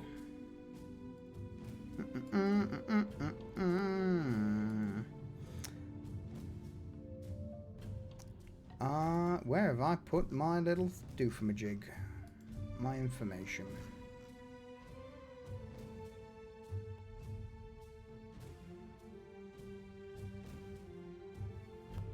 Talking with yourselves a minute while I find out where I've done it. Oh no, never mind. We've got it. Okay, so You're good? I'm good. I'm just looking on my my wrong document. So, obviously, where Hollow Rest is currently situated, just as a brief recap for chat, we have zoom in. Hollow Rest, pretty much in a basin that's surrounded by relatively temperate areas. You've got a place called the Great Forest to the east and the Barren Plains to the west. North of that is the Maya Cap Wilds, a place of mushroom forests, and it's dangerous, but again, not really something I'm going to focus on at the minute since we're not going there. Where we are going, though, is this large barren expanse of land to the south, a place called the Ashen Wastes.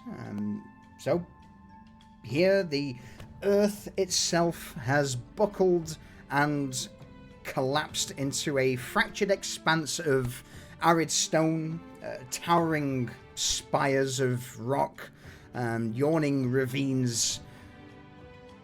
It's hot, unwelcoming, unpleasant, a place where there aren't too many settlements, havens. Those who do reside there are either probably outcasts, mad, or solitary.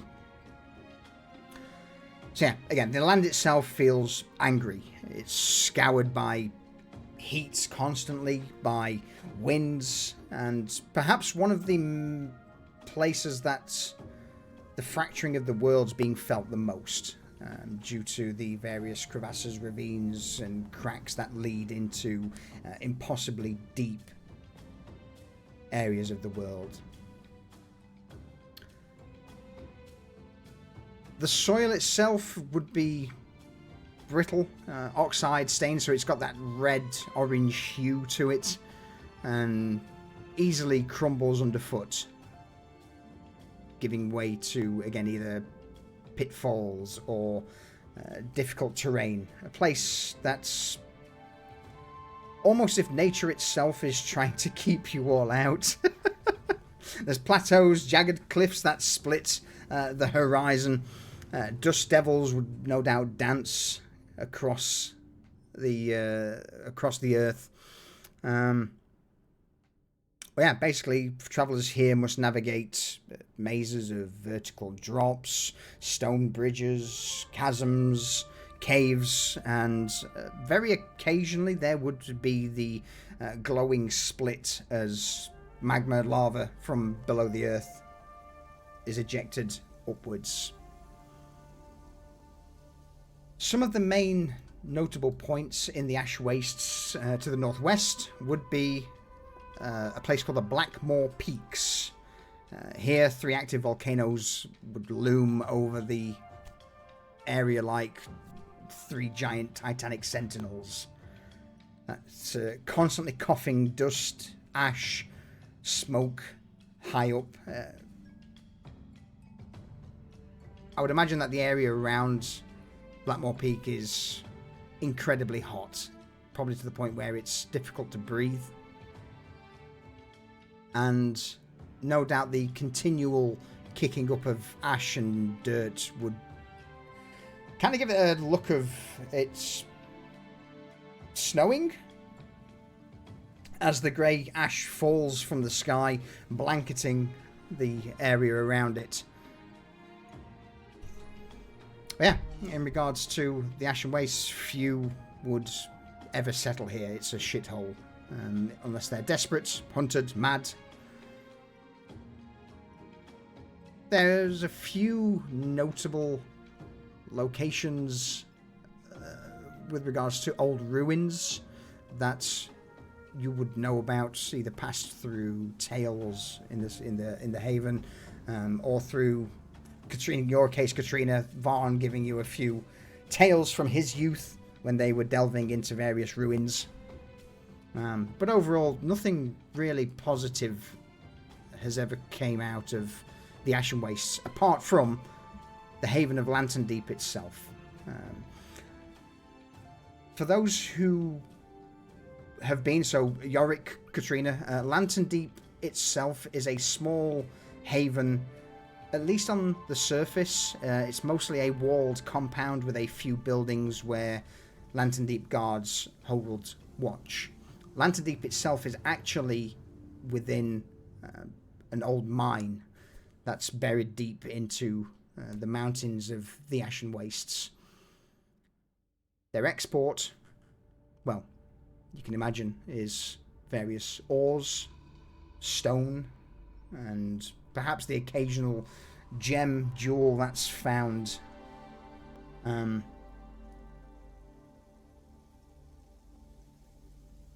I think that's a pretty good rough outline of the Ashen Wastes and your location, a mining haven that's been there for as long as Hollow Rest, no doubt.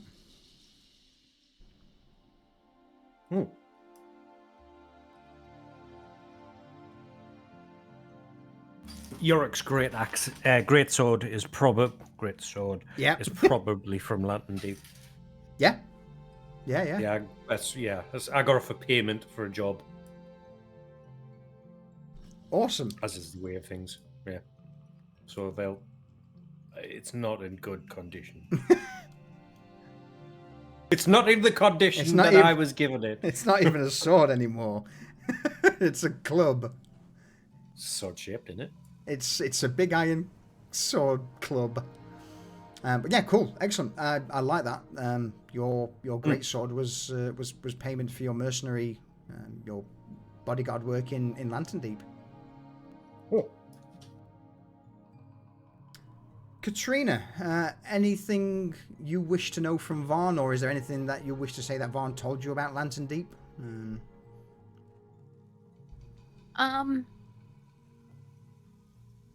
I think she's just gotten a lot of anecdotal stories from him about it in the past. So she would probably ask some specifics about, like, how should they announce to the haven that they arrived and they're not hostile. Smart. And also, the social structure, who's in charge, who they should pay deference to.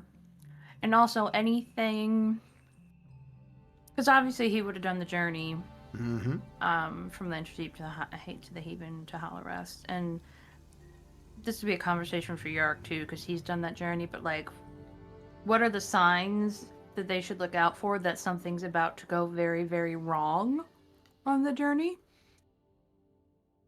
So I think that's what she would chat with him about for the rest of the day. Okay. Roll me a social check, please.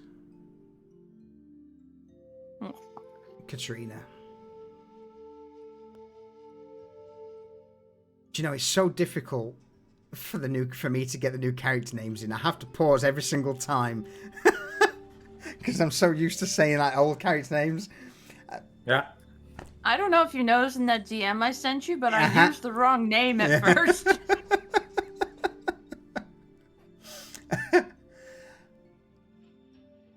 So throughout the day, as actually, before we get onto those, where's Varn been hiding away from Thea, Katrina? Well, there is a section of the workshop that very few people know about, and it's got a hidden door, but it's got kind of like just a nice bed, a window with curtains, a little water carafe, and it's kind of like the emergency rest station that if someone's overdoing it and they live like a long walk from the crafting area, they might get told, go take an hour lie down in here. That is where Varn has been hiding. He has been playing dice games by himself in that room, just enjoying not being in front of the forge for a day. So as the secret doors slid open, revealing this this sight of Varn constantly rolling dice, he looks up at you, Katrina. Oh, afternoon, I think. Looks out the window. Hey. Yeah. I heard your sister bellowing her pipes out across the crafting area.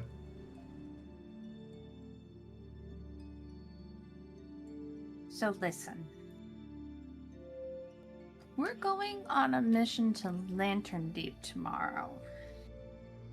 Oh. Alright. Interesting. Mm-hmm.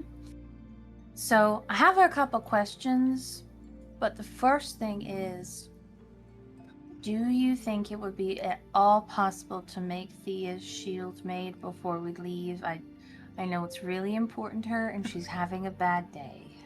Then I'm ever so sorry, but her day's about to get 1,000 times worse. Not a fucking chance. Not with the remaining light that we've got.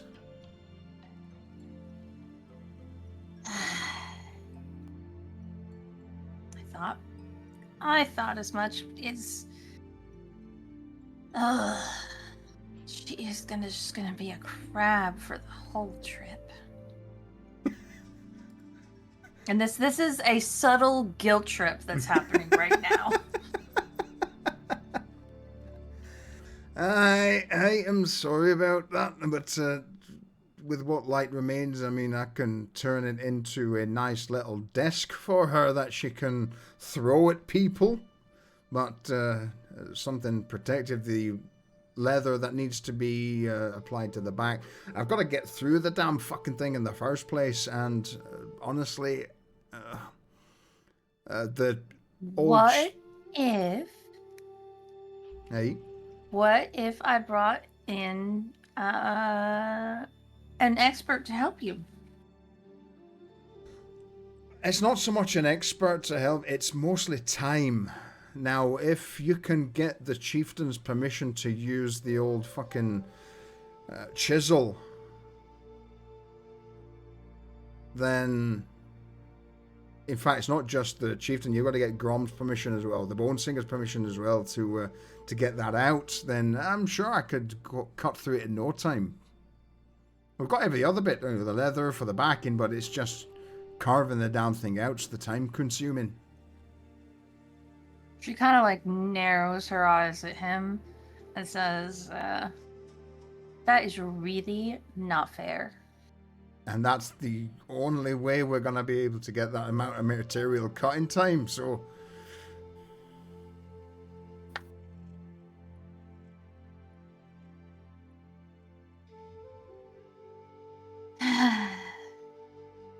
Look, Katrina, you know I'd do it for you if I could. What if I went to Eggle and got some acid? Then we'd have a melted beak. But can't you cut it out faster with acid?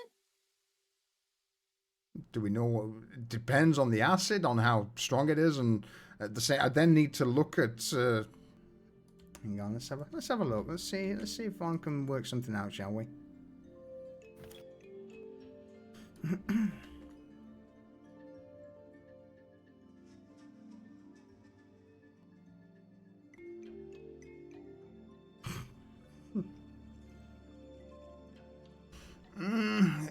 I'd have to make some sort of runoff for it, which then it's time. It's all time for tomorrow. No, I can get it done for the day after if you want to put your trip off. No. I guess it's not that important.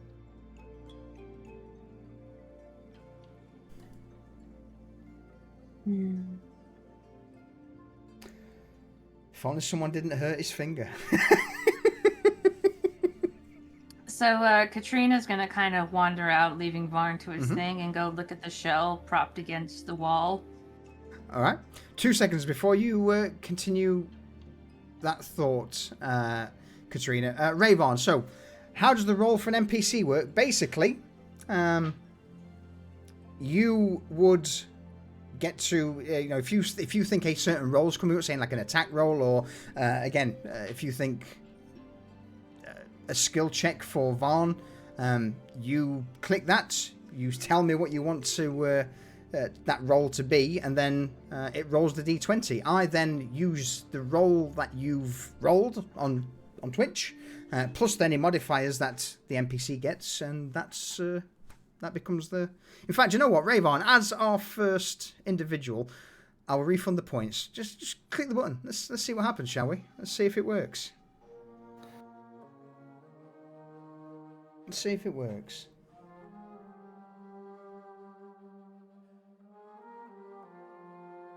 We're four episodes in, and the old D20 roll's not been... It's not been used. It's not been used. We're demonstrating new shit.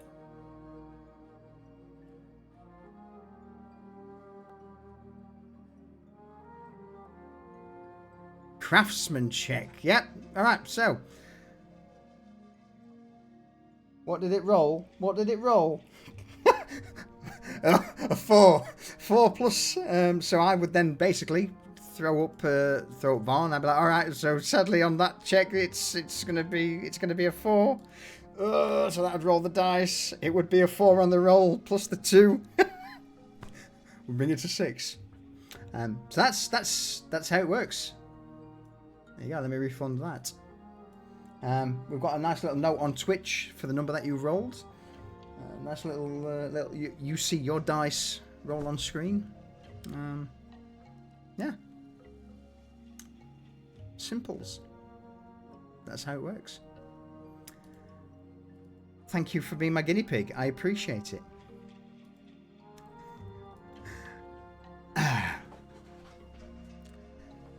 So, with that said, Katrina. you were as you step. Are you departing Varn at the moment? Sorry, She no, that's good. She left Varn and went to where the shell was propped up. Mm-hmm. And she kind of looks at it and kind of knocks on it to test, like, what is it? What is the sound it makes? Like, how dense is it?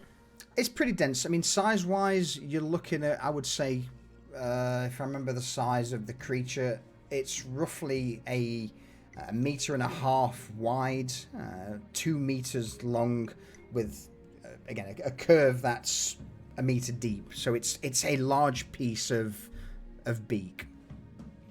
So yeah, it's a lot of material to cut through for to get it in a shape of a shield.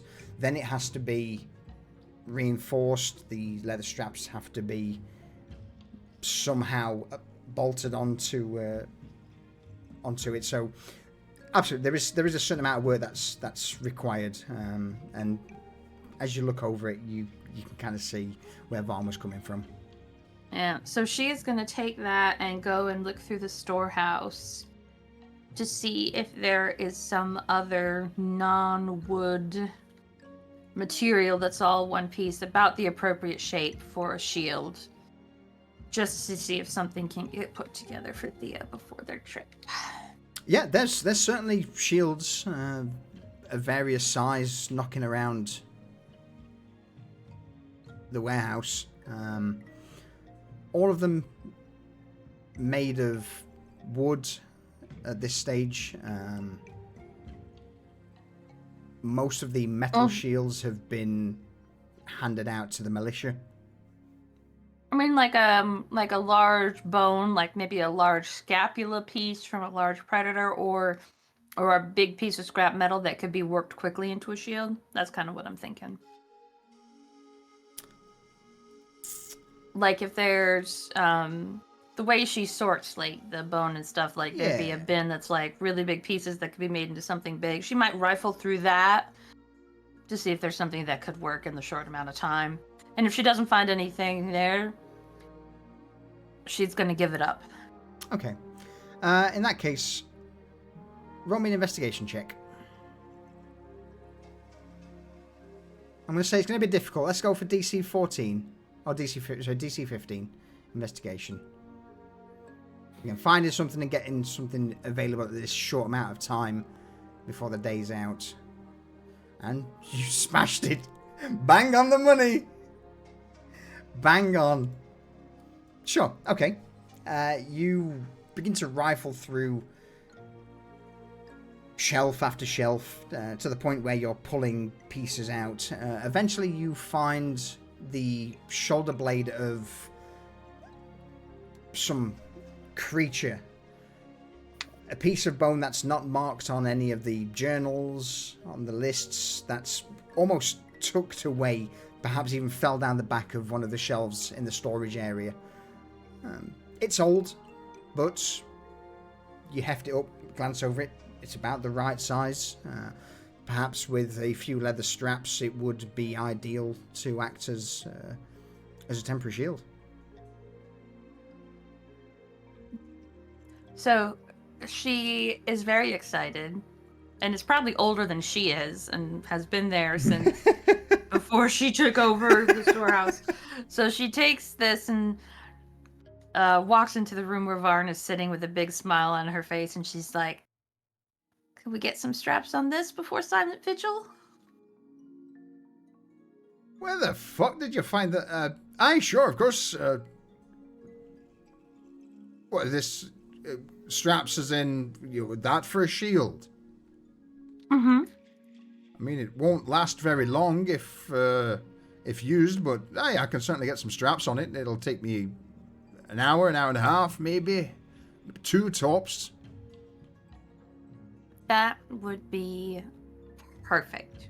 And then we'll let her practice for when she gets her good shield. All right. Hey, so in that case, I'll get something. But granted, it's gonna be quick. It's gonna be a fucking bodge job. Is that all right? Will it block a hit or two before it falls apart? Oh, yeah, it certainly will be able to do that. Then that's perfectly fine.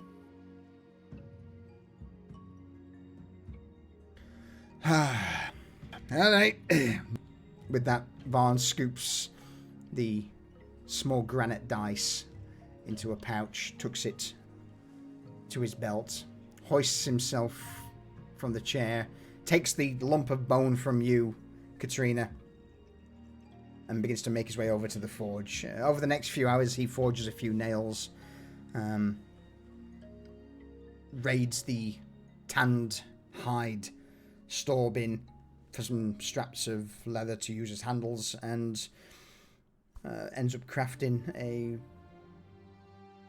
rather rudimentary shield, roughly of the same dimensions that he was planning to make the shield for the or from the fisherworm's beak. With that, what I'm going to do is then say that this is a shield +2 to AC, but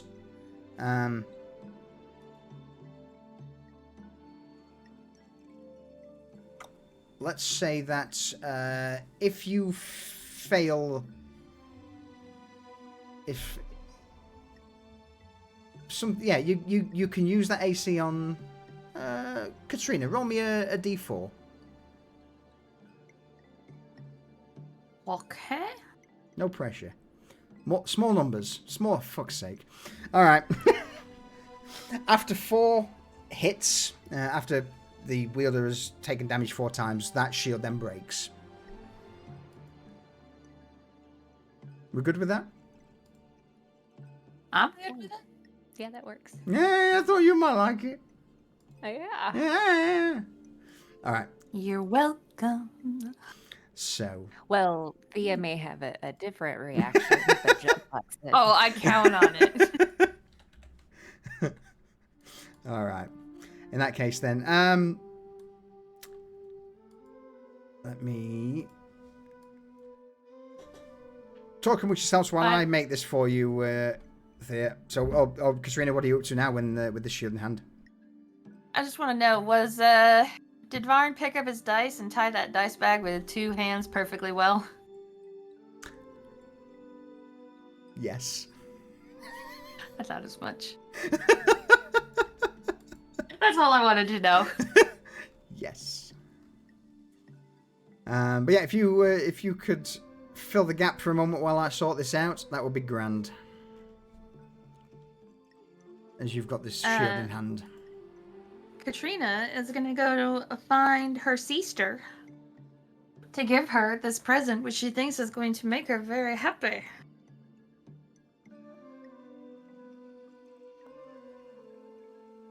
Where is Thea? She would be getting everything in order for the farm for her departure, so that's where you would find her. So Katrina will head back up there and just smiling brightly, holding this shield, and say, Thea, I have a present for you. Oh, what is it now? Well, due to Varn's finger injury, he wasn't able to cut out your new shield, but I found this piece, and she kind of like bangs her knuckles on it lightly. What the hell is that? That looks like it'll fall apart in one hit. It will probably last 3 or 4, and it's for you, and it's better than nothing, and I wanted you to have something since we're going on a very dangerous journey, and I love you, even though you're super grumpy all the time. Well, I will tell you this. I would have had that shield by the end of the day if you would have made him push through and not give him the day off. Tell me, how you were with Varn when he hurt his finger? How did that happen? I did it because he was sassing me. and I'll break every finger in this haven if I have to. Right, so you hurt a master craftsman finger, then expected to get something made. Yes. It's called discipline. But do you see how those two things don't go hand in hand? No pun intended. I only hurt one. It's not like I broke it. He will survive. He didn't have to visit Eggle, right? No, but that was mostly out of stubbornness. It does look pretty swollen and red, and I think there might be gangrene setting in. You may never get your shield now. Just the... Is he whining? With as much whining as No, he's being very stoic.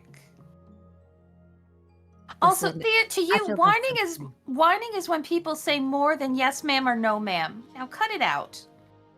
I mean, that's how they should answer. We don't need all the extra. I don't understand you. But here's a shield. It'll last for a little while, and you'll be more protected. And think how happy that will make Mom. I don't give a shit if she's happy or not. You're her only son. Of course she wants you to be safe. Son. What am I supposed to carry on the name of the... I would Thea just cackles and runs away. No, Katrina cackles and runs away. I guess it'll do for now.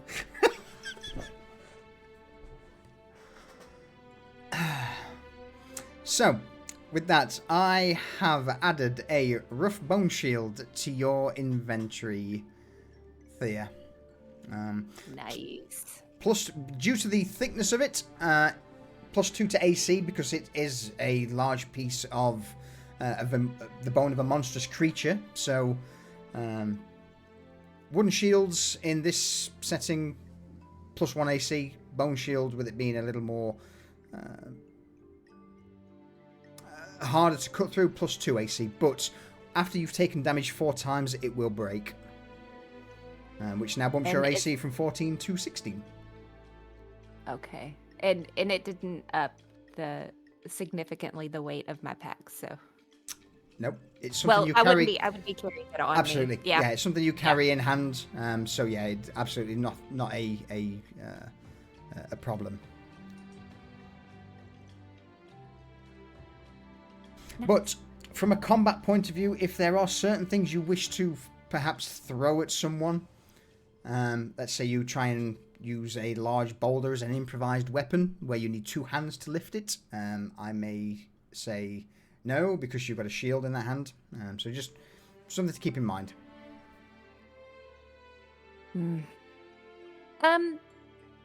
She may scour, now that you said that, she may scour the haven to find random non-weapon objects that she may find useful. Okay. For their trip. And let me think on what those would be. Roll me a d10. Okay.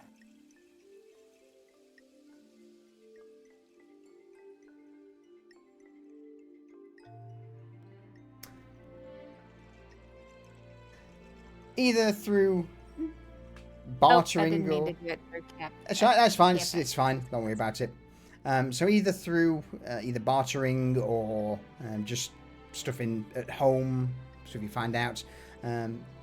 I'll give you 4 things that may have additional benefits if you throw them at someone. But for those joining us who aren't aware, Thea is a fighter and a subclass is brawler, which makes use of improvised weapons. So the more random shit she can find to throw at people, the better.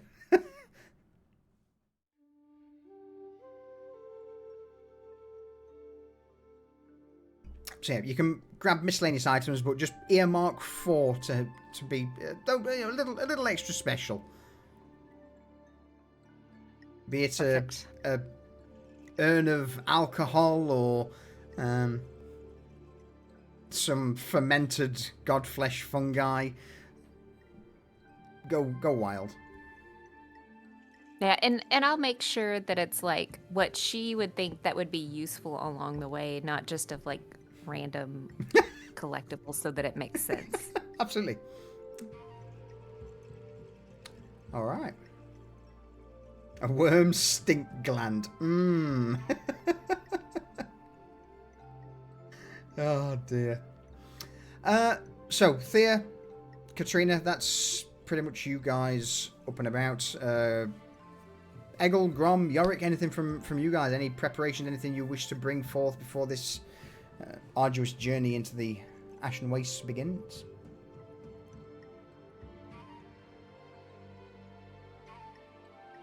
I was gonna whip the militia into a cohesive unit. I'm like, you're gonna have to work together because I'm not fucking here to lead you, and I know what you're like when I'm not around to keep an eye on you. You fuck about. Don't get hurt because Eggle's not fucking here. And I reiterate that point like about 10 different times as I'm talking. I'm like, and remember, Eggle's not here. Don't get hurt. No training with sharp objects, okay? Use the training weapons when we're training. Not along if you understand what I'm saying. Trying to persuade them or Good. intimidate them? We'll try persuasion first. Okay. Give me a persuasion roll.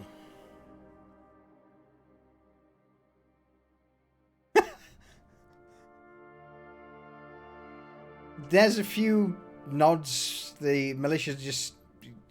They've heard this conversation before. Time and time again. You get the... Yorick catches somebody eye rolling. So he makes an example out of it. Like, he'll kick his head in and then be like... So anyway, use intimidation, be like, and look! See? Eggle's not gonna fucking be here anymore to heal you. Look, you can end up looking like that and not fucking Eggle. Gotta heal on your own. Isn't that right, doofus? Let's have a look. An orc called Gorthan, quite a large chap, incredibly brutish. You know, I would dare say probably a couple of inches shorter than you, but maybe a little wider. He's on the floor going, yeah. Oh, yeah, Yorick. Yeah, we understand, Yorick. Yeah, we're fucking eye rolling.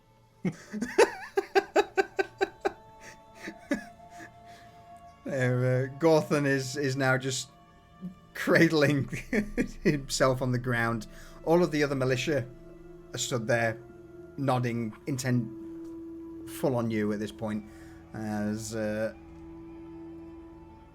severity of your words are ingrained in them. Yeah, this isn't a day trip or a little fucking jaunt outside the fucking front gate. I'll be gone for a week. A lot can happen in a week.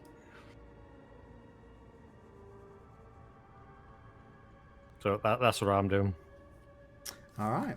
Before going home and packing my shit. Yeah.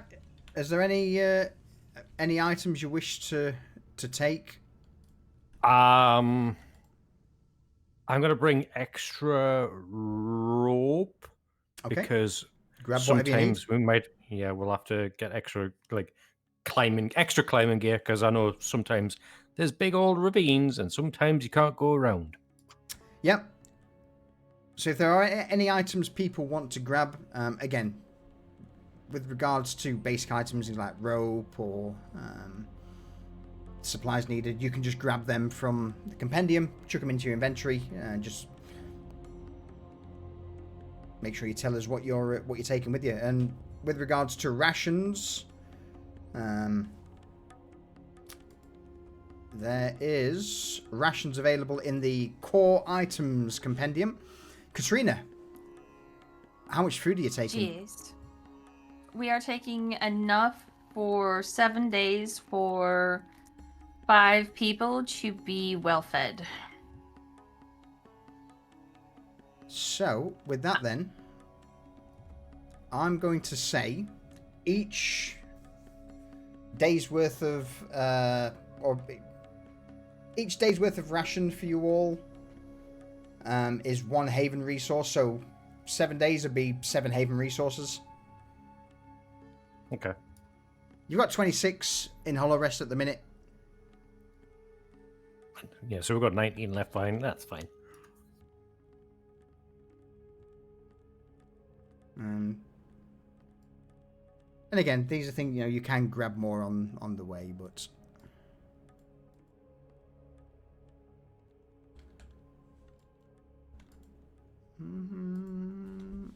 let me deduct that down to there. Okay. Anybody else wanting to grab any specific items?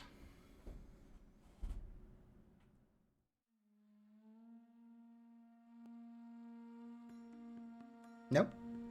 All right. Eggle, Grom, what are you up to? Eggle is going to be basically securing his little hut, specifically the back area where he keeps like reagents and things like that, and making sure that they're as secure as possible. And then he's going to try to prop something up in front of the entrance where, like, that goes out back, just to make it extra clear not to go in there. And he's going to scrawl danger in a charcoal on it. Just to further reiterate, he's going to put that in orc and in common, just in case, and in goblin below that. Big skull drawing on it as well. Like a goblin skull and crossbones, basically. Yeah. Excellent. Grom, anything you wish to do before the great departure? I've been sat in my house, grumbling and moaning to myself. And then, for the last sort of hour or so, I've been getting Rune to irritate Morgra. Walking it as she's trying to work out what she can use for her staff. To the point he keeps walking up her leg and things like that. Stole one of the teeth that she's got from the worm. Yeah.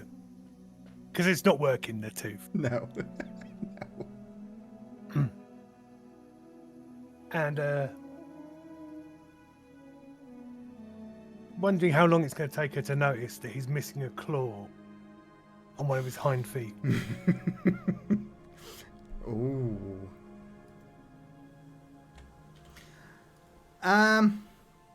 What DC shall we say that is? He's being pretty obvious about it, like jumping on her, but she's in a mood because she's a teenager. Yeah? So I'm going to say at least a 12. Yeah, so we'll bump it a little bit more to DC 13 for a difficult test. Yeah. But because she's trying to focus on her staff, it's going to be a DC 13 at disadvantage. And sadly, Morga's wisdom isn't that great at the moment. It's not great at all, that's a...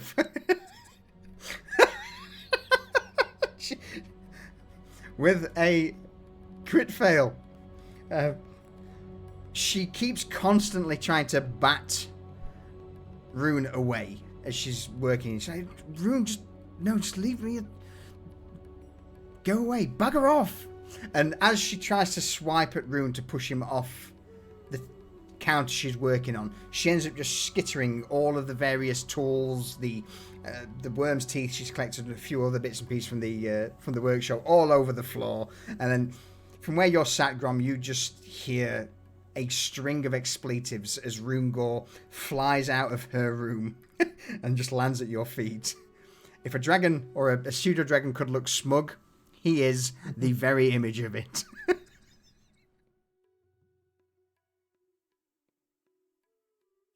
But Morgra, just oblivious. And I take my little box with my claw in and just slip it in my pocket. Oh man. All right. Any items in particular you wish to grab to add to your pack on the way out?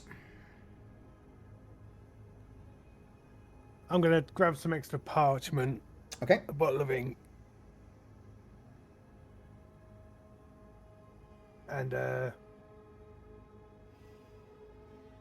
couple of little discs of bone that have been carved very nicely in case we need something to trade. Sure. Yeah. Because there is indeed in your inventories, you have little items to trade. Now, as for relics, you guys don't have any relics at the minute. But again, gems, maybe a few metal coins in storage, little trinkets. Bone, you certainly have more than enough pieces of bone to trade. And I would imagine, Grom, correct me if I'm wrong, those little discs of bone are God Titan shards, so... A couple of them are, and a couple of them are just normal bone. They're just made into like protection runes. Some are to sell to friends, and the cheap offcut ones are for like shite bags. Remind me after this session or in the week to add in the rune carving stuff to your sheet, 'cause I've not done it yet. I keep forgetting about it. No worries. We've been busy. Yeah. Spice must flow. With that, Nikki, thank you very much for those 64 months of resub. I appreciate it. Hello, darling. How are you from across the other side of the world? Thank you. Yeah. So, night begins to fall over Hollow Rest. Silence encompasses the camp. The silent vigil begins. Luckily, 'tis another night of calm, quiet rest. No bells, no chimes, no calls, no sounds. But you all have bags packed, gear ready for the long journey ahead. And there we will call the last BRB of the session. God, I need to pee. Yeah. Folks, we'll be right back. Have I missed anything else? I haven't. Excellent. Cheers, Duz. And yes, Nikki, we are indeed beautiful humans. Thank you. But yeah, hope you're well. Hope you're doing good. You and your... I was going to say better half, but I'll not say that. You and your other half. We'll be right back.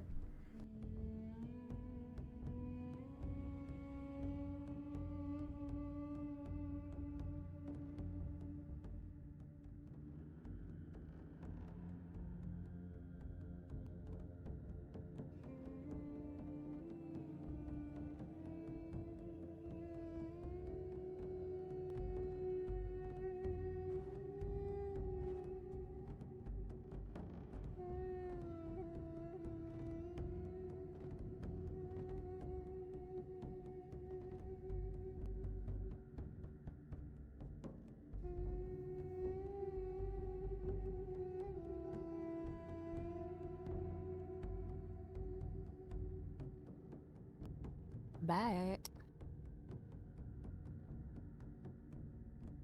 Welcome back. like, yep.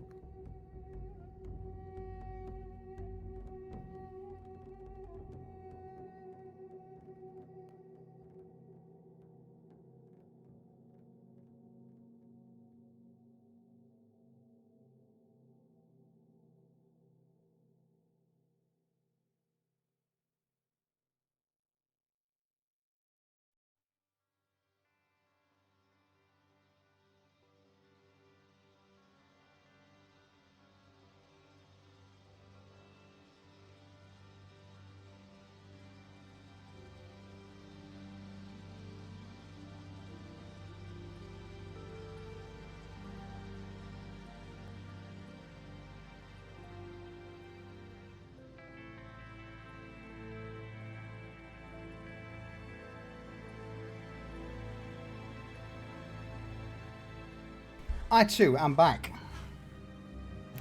Devious, thank you. I appreciate it, man. A lot of time has gone into trying to make this look as aesthetically pleasing for you viewers as possible. Again, normally I'm gonna insult the players with this, but I don't want to show their resting bitch face. So we went with the talkie portraits. I'm always happy.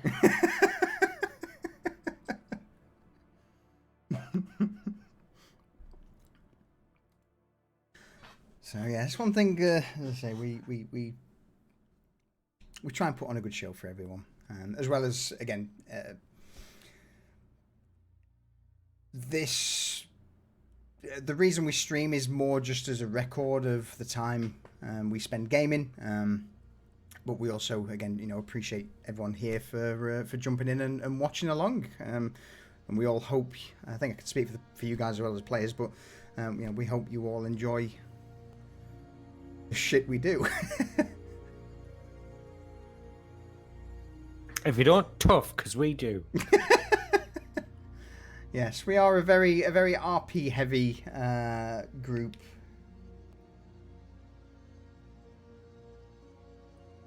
Over just constant combat. This is the way. This is the way. This is our way. I'm back. Welcome back. Nikki, that's a lie, trust me. That's a lie. Budgie's tongue. Yeah. Okay.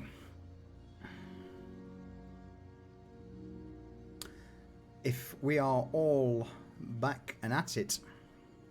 Absolutely. Day begins to... Damn it, Rayvon! Thank you for the gifted subs. I appreciate it. 5 gifted subs. Thank you, Rayvon, man. Thank you. It is appreciated. Thank you for the support, everyone. So, daybreak. Sun, once again, rises on the horizon, casting long shadows from the giant ribs that protrude out of the ground around Hollow Rest. Dawn of a new day. Dawn of a new journey. Perhaps even the start of a dangerous one.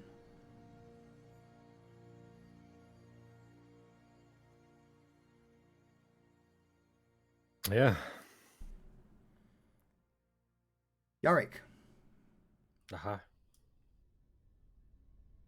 with you rising early, probably earlier than the rest of the household. Mm-hmm. You gather your gear. Anything you wish to say, or is it just a nod? This is business as usual, I would imagine, for the Greymanes. Yeah, this is absolutely business as usual for the Greymanes. Yeah, I'm expected to do my job or die trying. Not ifs, ands, or buts. We're not sentimental lot.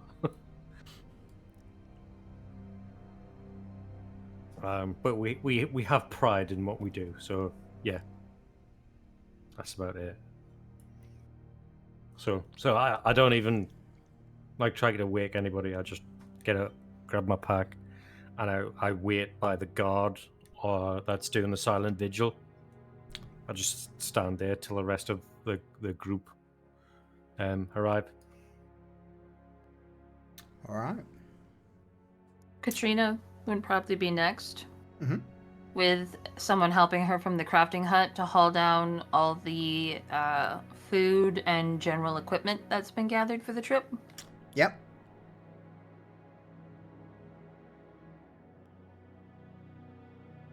Yorick will take his share, which is probably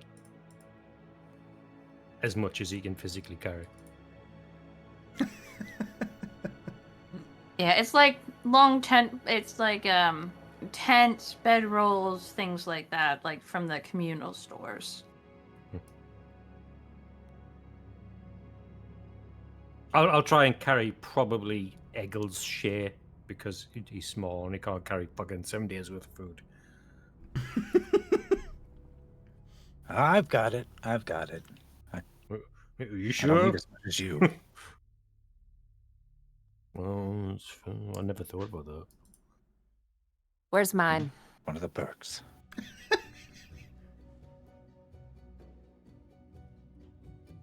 We ate yours. That's bullshit. Where is it? It's in the pack. Just off the side there. Oh, Why? Where do you think it was going to be? I don't know. I just wanted to make sure that you parsed mine out from yours. I didn't want to have to argue over it later. I thought you loved arguing. No, I don't enjoy talking to people. They're two different things, but okay. Is it for her? I hope someday it will be.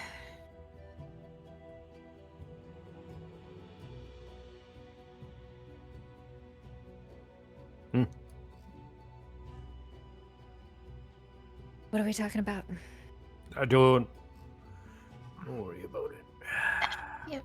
Make was sure that you've got 7 packets of rations in there. Oh, and she puts one back.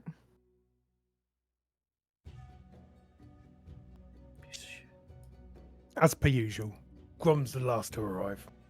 Fashionably late as always. On leaving his hut, he left a note for Morgra. And I leave it like a cryptic note. So, to find the correct tool, you need to ask the right way. And I just leave. You fucking arsehole. I love it. Yeah. She's asleep still because she stayed up all night trying to fucking get shitty with the bone again. Oh, dear me. And I've left that note knowing full well I'm going to be away for a week. Yeah.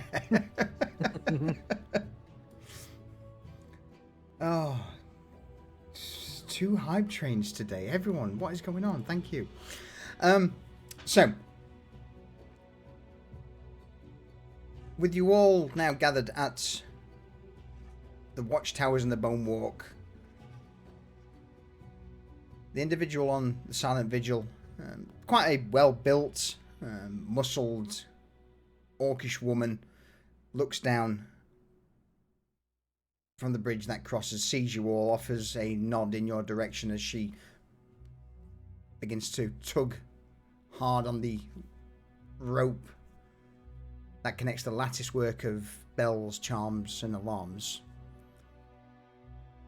There's a ring tinkle as the ropes are pulled taut, giving you clear access through the short canyon into the barren 2-mile wasteland that surrounds Hollow Rest.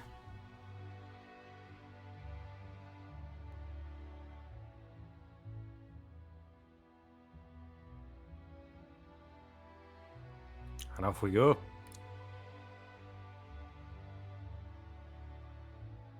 Alright. Setting off, you make your way through the canyon. Minutes, an hour passes. The ribs of Hollow Rest's God Titan now begin to fade over the horizon. Your trail is southward. As you cross the barren stretch of land beyond Hollow Rest, it begins to turn a little more grassy. Let's bring up the world map.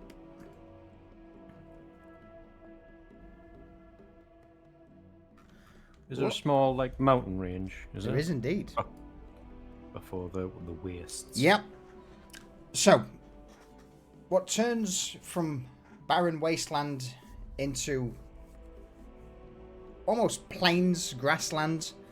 In the distance, you see a small mountain range jut out from the earth on the horizon. It's roughly 12 miles or so.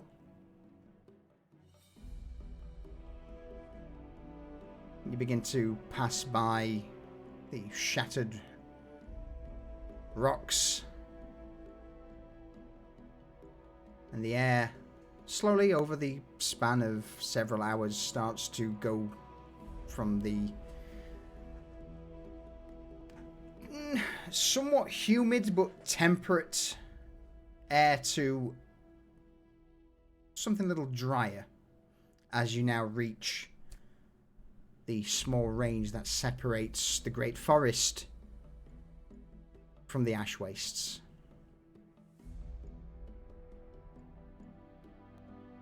On this first stretch of the journey, let's go with... I'm going to need an endurance check, a natural law check, a perception check, an athletics check, and an acrobatics check. So, endurance for me. all right. I can do natural lore Okay. if nobody else feels comfortable with it. I'll do an athletics check. Okay.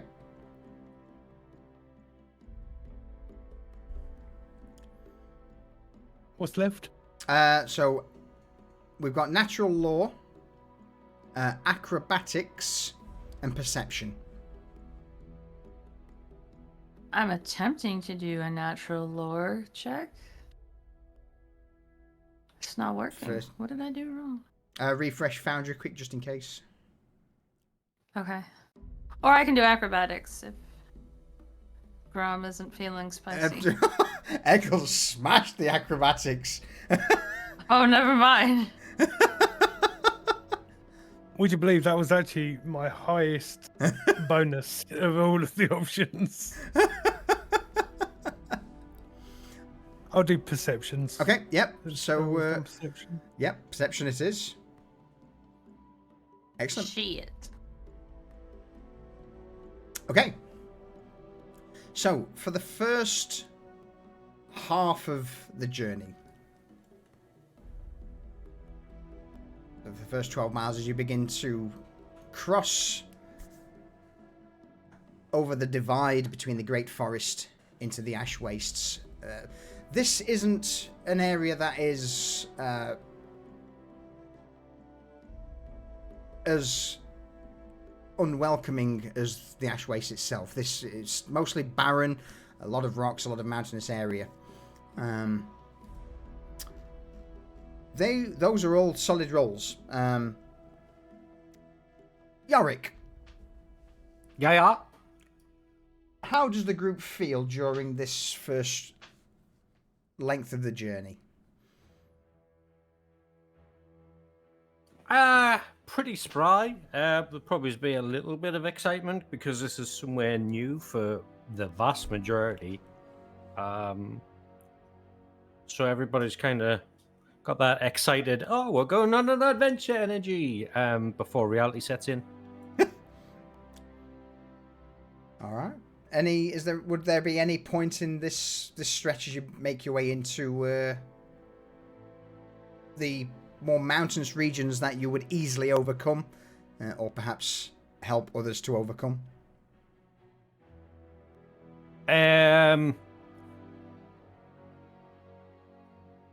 Yeah. So, because we have to climb mountains at some points, I've devised a new way of putting climbing ropes on slightly higher cliffs. You know, there's nothing, there's no handholds, but what you can do is tie a rope to an eggle and just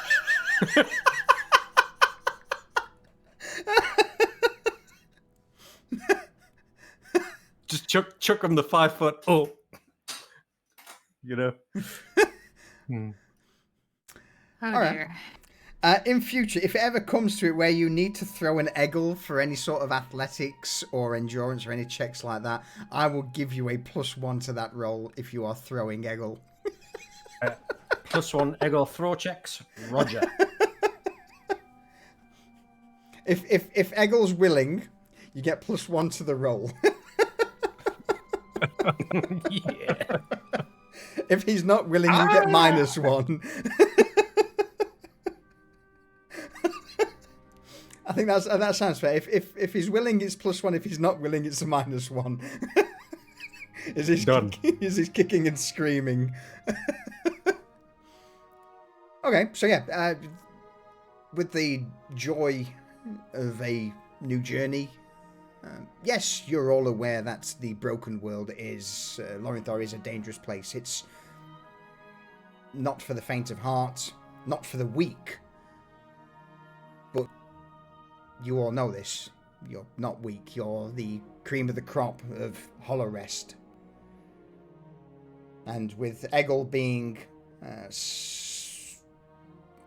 hoisted unceremoniously into certain places, it makes crossing some of the divides, or at least some of the cliff faces, so much easier. Next up, Thea. With regards to crossing some of the more open crevasses or some of the more canyon-like areas, what do you do? How do you assist? What's one of the great successes of Thea to help the party navigate through this divide? Well, so she would find areas where, because she kind of has a sense of like the plants and like weaknesses of trees or whatnot. So if they couldn't find a way around some of the crevices, she would be able to identify kind of like a tree that would be sturdy for them, so that she could use her hand axe and kind of chop it down, and then to be able to give them a way to walk across. Absolutely. Some of the larger... Hold on. Yeah. She pulls out this hand axe and Yorick goes, "You've had a fucking axe with you this whole time?" Yes. To chop things down. And in cases like this, not all of us can be a meat slab and be able to push things over. What are you getting at? Is an axe. Yes. You bashed It a is. worm to death with a rock and you had an axe this whole time? Listen, I use what's around me, and it would have taken more effort to get the axe out of my pack than picking the rock up at the time. You have to be quick, you have to be agile, you have to think on your feet. Something your little brain can't comprehend. Think on your feet. You mean like putting the axe on your belt so it's there to use? Yeah, Yorick's like pointing at Eggle. He's like, right? Am I crazy here? Okay, guys. Like Hindsight, maybe 2020, but Thea was doing the best she could. Thank you. And I'm sorry, what did you just say? Don't let it go to your head. Okay. I forgot what I was saying. I got the job done, is what you were saying. Oh, right. Without a hand axe, so you should all be impressed, actually. Well, oh dear, this is going down. Just agree, Katrina, just agree. You know, it is actually fitting. You like to do things the hard way. Shows the Hey. work that I put into things. I don't take the easy way out. Like Rom, some how of are them. you today? And she just walks away and goes to start talking. to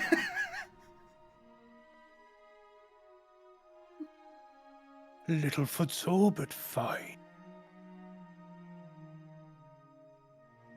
I heard your apprentice picked her bone. How's she doing with the carving? She is still to learn where the tool will come from to carve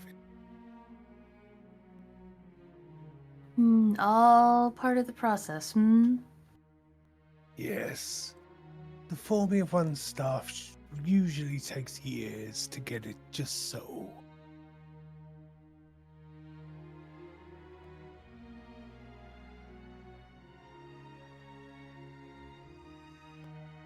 And then Katrina finagles him into a long conversation about staff lore and carving. As this is going on, Eggle, Yes. somehow, someway, you are dexterous AF. Yes. How do you help the group cross a certain problem? What occurs that allows you to shine and show off your dexterous persona? An unforeseen chasm. All right. Not just a giant, not like a Grand Canyon, but instead more like where the ground is falling away and there are bits of rock that still stand. And Eggle has Yorick toss him to the first platform, and then he has to basically like ninja warrior his way across the other bits of like standing stones to get to the other side with a rope and secure it so that everyone can cross.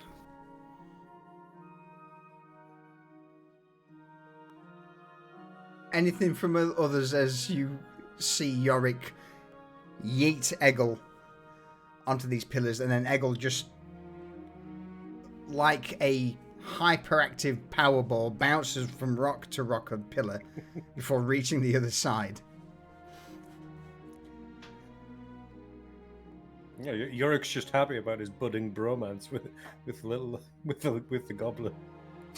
Finds this all highly entertaining.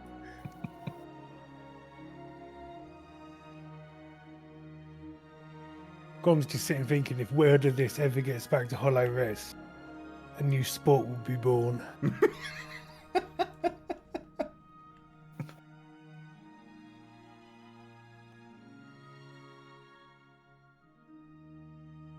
All right. So, with Eggle's assistance, you cross this chasm of debris, crumbling rock, and stone spires, reaching the other side with, well, little trouble. Further on, though, Katrina. In this changing biome, going from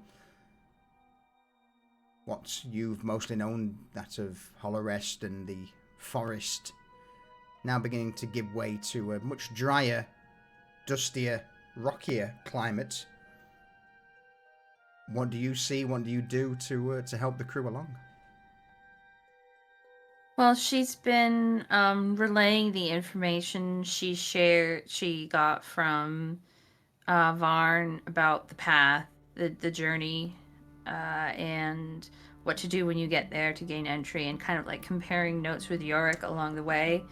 And then they get to a certain area, and she'll notice, based on some of the signs that Varn told her about, that they're actually heading towards a quicksand situation. So she just kind of like helps steer the party around that, so that it doesn't end in disaster before it starts.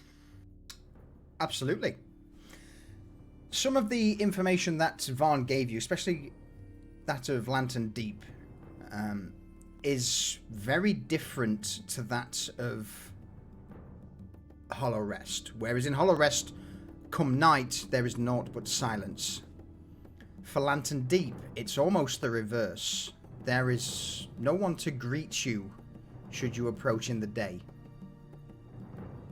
You will only be approached if you light a source of light within the center of what Varn described as the pit.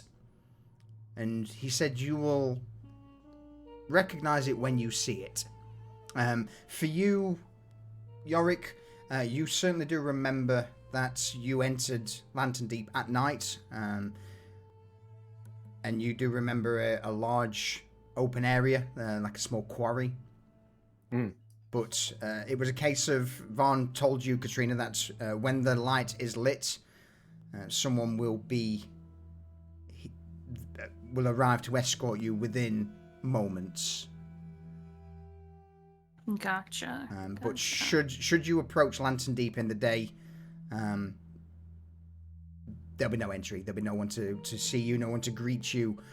If you still manage to push through towards the entrance, the gates would be locked with no response.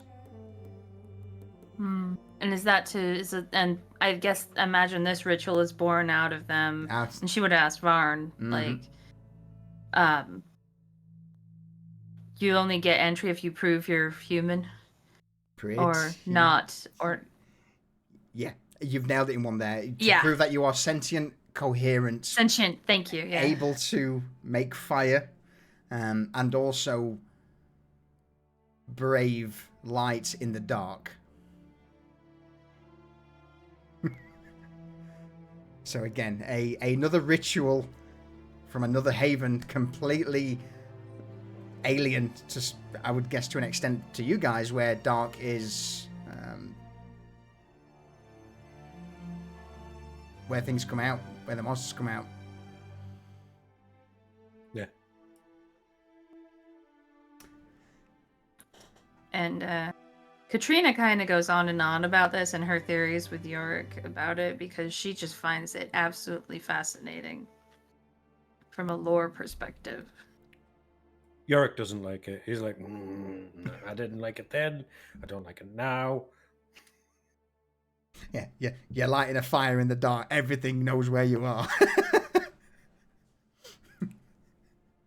But then again, the same could be said by those from Lantern Deep. You've got an entire walled settlement. Why have you only got one person on watch? Yeah.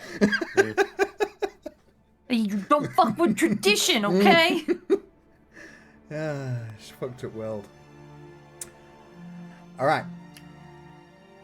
Grom. I'm going to give you something that you see after. Okay? But I'm also going to let you see, what things do you see? What do you notice on your journey that would help the party through a situation? But I will give you something else after it, so don't worry too much about threats. Cool.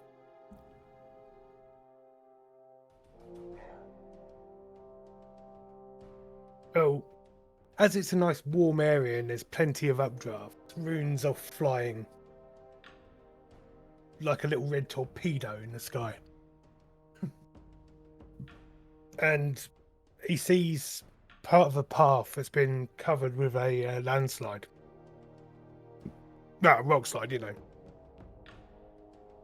So we take a slightly diverted path that takes us round it, but ends up cutting a wee bit of time off. Not a lot, but a little bit.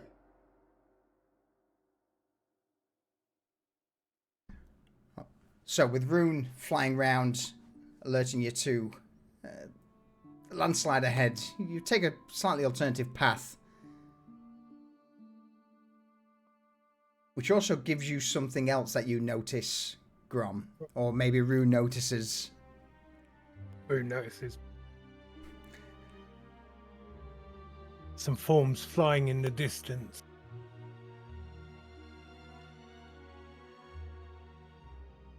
Is it two forms flying in the distance by any chance? No, there's more. Yeah. Just check my body for a second, and my eyes go hazy, and I look through Rune's eyes. Do you wish to know a little bit more than that? Yeah, I'm going to move Rune closer at high speed. Roll me a subtlety check from Rune, please. Double T. I haven't got Rune on the I will. Do you want me to do it for you? Please. All right. Grand job. course I get the big rolls. Oh, the fuck. A bright red dragon. Yeah.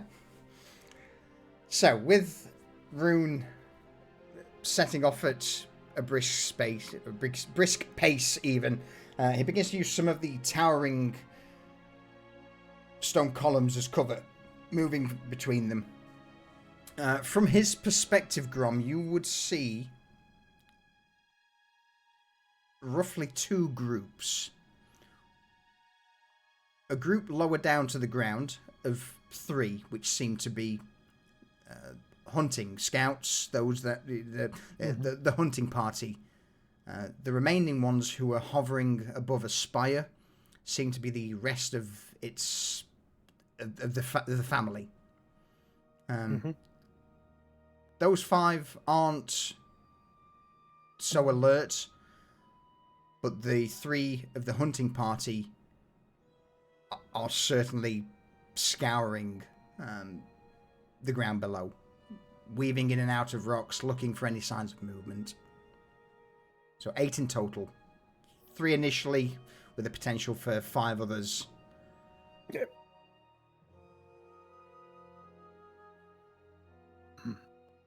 Now, after a few minutes, I sort of snap back to myself, click my neck. Harpies. 3 hunting, 5 more resting. We're not going to get past them during the day. We'll have to move at night.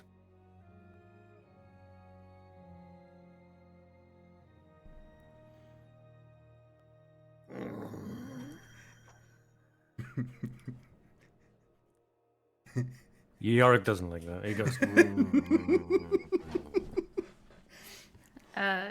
Katrina looks about and says, well, should we look for a secluded place to camp now then? Get a little sleep before nighttime? You can. Bear in mind, this is still only roughly 12 or so hours into the journey. Half a day's worth of travel. Oh, okay. You still could do more if you wish. But Harpies. So up to you all. So you can, per day, you can travel roughly about 24 miles. So four hexes. And you've done 2. In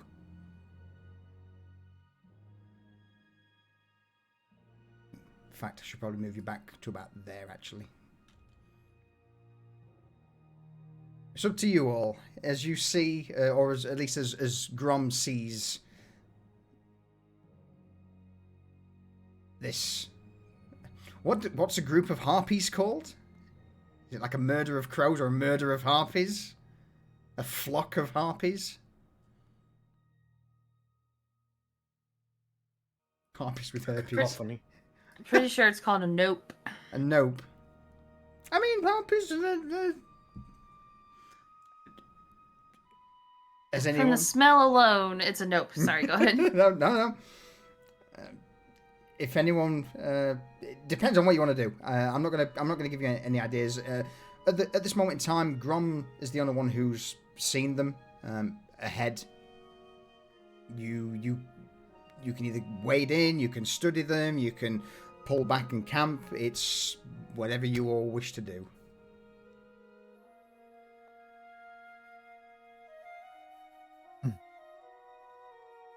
Give them a wide berth by going like this way.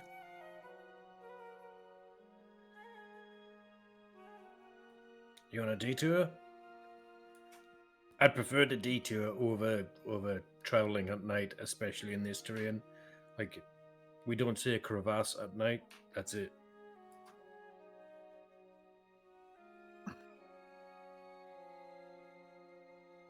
It'll add some time to the journey, but we could get past them.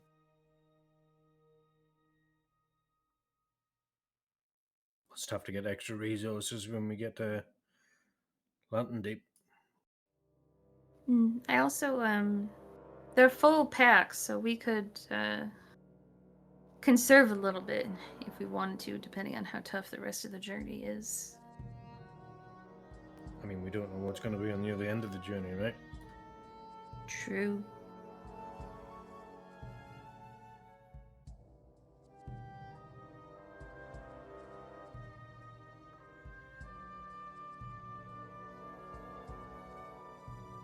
Well, let's not just sit here and make a decision. We're wasting time. I say let's just go around.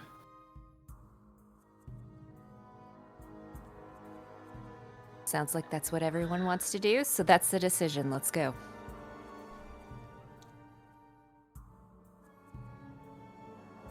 Okay. D2. Instead of hitting that region there, you take a wide berth around. Can you guys move the hollow bound token, or is it me? You can. Cool. So 1, 2, 3, 4 will take you into this here, which will be for the full day.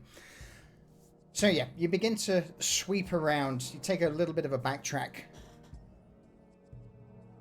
moving on a 6-mile round trip, far away from the prowling eyes in the sky. If I remember rightly, the horizon's about 7 miles away. So just you can just see off in the far distance the spire that the Harpies were using as their lair, their home. But again, at this distance, you easily know that you can pass by without them spotting you, especially this far away.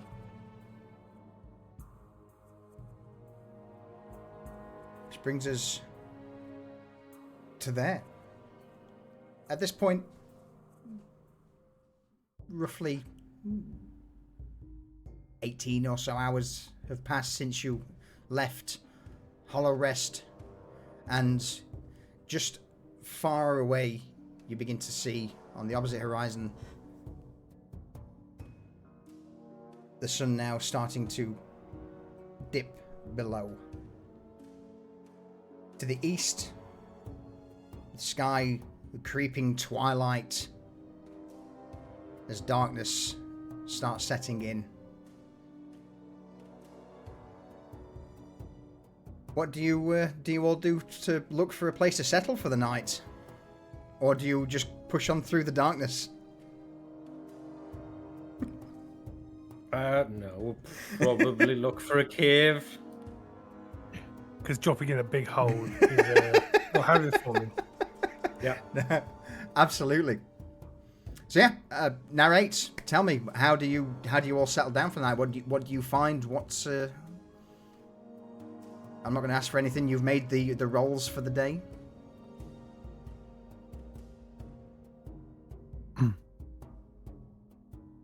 It's quite rocky here, isn't it? Yeah. Yeah, this is not the true ash wastes just yet. You're still just you've crested the most of the low mountains to get to the other side. Ahead of you, the rocky wastes, but there are still several columns and caves, crevices. Yeah, we'll just find ourselves a little sort of cave-ish nook that's got only one entrance, and the guard will, the watch will keep from the mouth. Katrina's gonna have a look around and try and make sure it's not already occupied and the owner would be coming back in the evening. Yeah, make sure it doesn't have an owner first. The fresh scat, fresh blood in the ground, things like that. That natural lore, yo. Yeah. All right. In that case, then, yeah, give me a natural lore check. Oh, okay. I'll see if I can add a little bit more to what may lie ahead with that. So obviously, you found a cave that is uninhabited. Yes, there are the odd sign that some beast at some point has made this home. The odd bones scattered around, dried feces in several corners. It doesn't smell great in here, but it's not been recently used. Giving you the impression that most land creatures nearby here, if there are harpies, if there are more harpies out there, may have been picked off if they're this close to a harpy lair.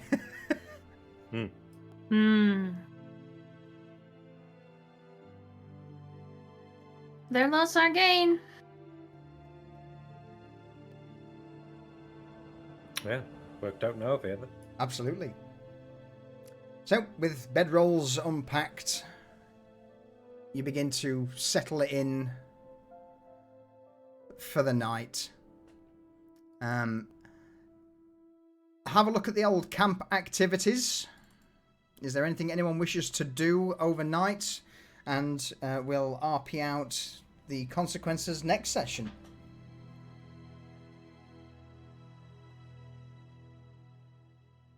So just to go through it for everyone, again, for viewers at least, during excursions out into the wild, when they settle down and rest for a night, they have certain activities they can participate in. One is Bond, where the party spends time telling stories, playing games, sharing jokes, or whatever they want to do. If the whole party takes the Bond feature, they get 2d6 temporary hit points. That will last until they're either depleted or they go for the next rest. And they can contemplate if anyone's ever taken any mortal wounds. They can contemplate how they got them, which will give them a reroll on the next failed death saving throw. Now, obviously, none of you guys have got any failed. You weren't, none of you have been knocked critical yet, so that's useless. We've got Calm Beasts, where you can tend to any beast you've got, which, again, you didn't bring a beast with you. We haven't got any yet, so that's useless. Gather resources. You can set out on a brief excursion around camp to scavenge for usable crafting materials. So if there's anything in particular that you want, such as branches to make some arrows, or a few other bits and pieces, maybe medicinal herbs to craft salves, that's an option. Camp crafting, if you want to make anything, you've got that. One for you, Thea, you can encourage someone. If you encourage someone, once before their next long rest, your ally can add 1d4 to the result of any test or saving throw. Why do I feel like after reading all of these, Thea is not going to be able to help with any camp activities? Hunter-gatherer, if you wish to go out and grab some food, that is also an option. Practice, you take the opportunity to practice in preparation for the trials ahead. Choose a skill, tool, or weapon you are proficient with, and then once before your next long rest, you can re-roll a failed test using that. Last few, accompany. You take a moment with one of your companions, offering a shoulder to cry on, a sounding board for something that is weighing on their mind, or simply listening to their stories. Your empathy and understanding eases your allies' burdens. Yeah, not you, Thea. Once before their next long rest, they can choose to gain advantage on a test or saving throw. Contemplation, you take a quiet moment to yourself, gazing up at the sky or meditating, centering yourself, remembering why you are on this journey. It allows you to basically resist the effects of the withering, which is not something we've broached yet. But if you contemplate, you basically gain an advantage on the next withering-based ability check. Scout ahead. If someone wishes to do that, you get to leave the camp and scout ahead, identifying for sites where they could be ambushed. On a success on the test, you and your allies are aware of some dangers ahead. Each party member has advantage on their next initiative test, which is pretty good. But if you fail, you are unaware of what lies ahead and you will be at disadvantage on the initiative. And then last but not least, we've got tend wounds, which is probably one more for you, Eggle. You tend the wounds of an injured ally. And just basically allows you to wipe away one of the death saving throws that's been incurred. So with that brief rundown, is there anything anyone wishes to do? You don't have to.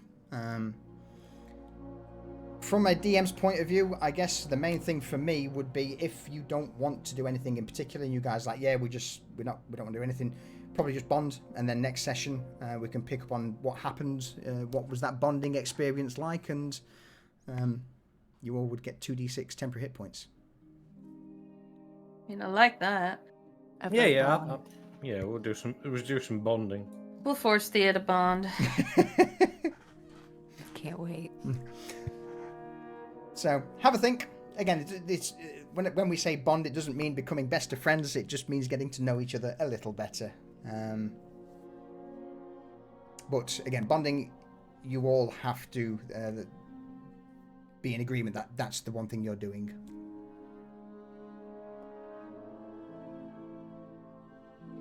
That works. Yeah, it works for me. Yeah. As we're all pretty hunky-dory right now, we could just do some bonding as we're a new group put together. Absolutely. Mm-hmm. Excellent.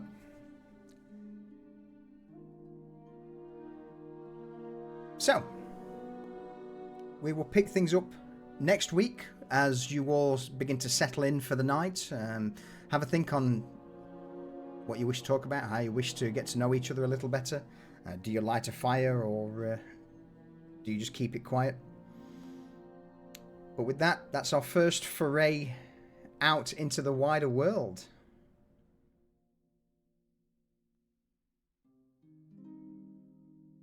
Any closing comments? Goodbye, chat. Bye.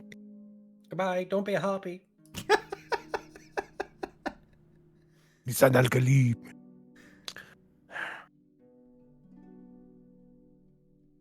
See you next time for the Cradle of Ruin. With that, folks, I'm going to flick us over to the end screen. Thank you for joining us for episode 4 of the Cradle of Ruin. Hope everyone enjoyed it. Let's turn that down.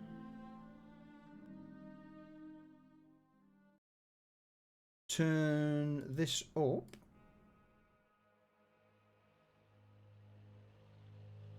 And hopefully we'll find someone to raid. So, oh man. Let me scroll back down. There's a lot to say. This Mind of Mine, thank you for the 2 gifted subs. Lee, thank you for the 64-month resub. Vexing Cat, thank you for the 5 gifted subs. And then the 30 bits for the giant cat emoji, which I loved. Pepperjack coming in, throwing out a massive 10 gifted subs. Thank you. Thank you. Vexing Cat then threw even more bits at me. For another 300. And another emote. Vex, thank you. D20 by the sword raided, and then came in with the follow along with the Luke Max. So thank you both for that. Thank you both very much for that. Even words.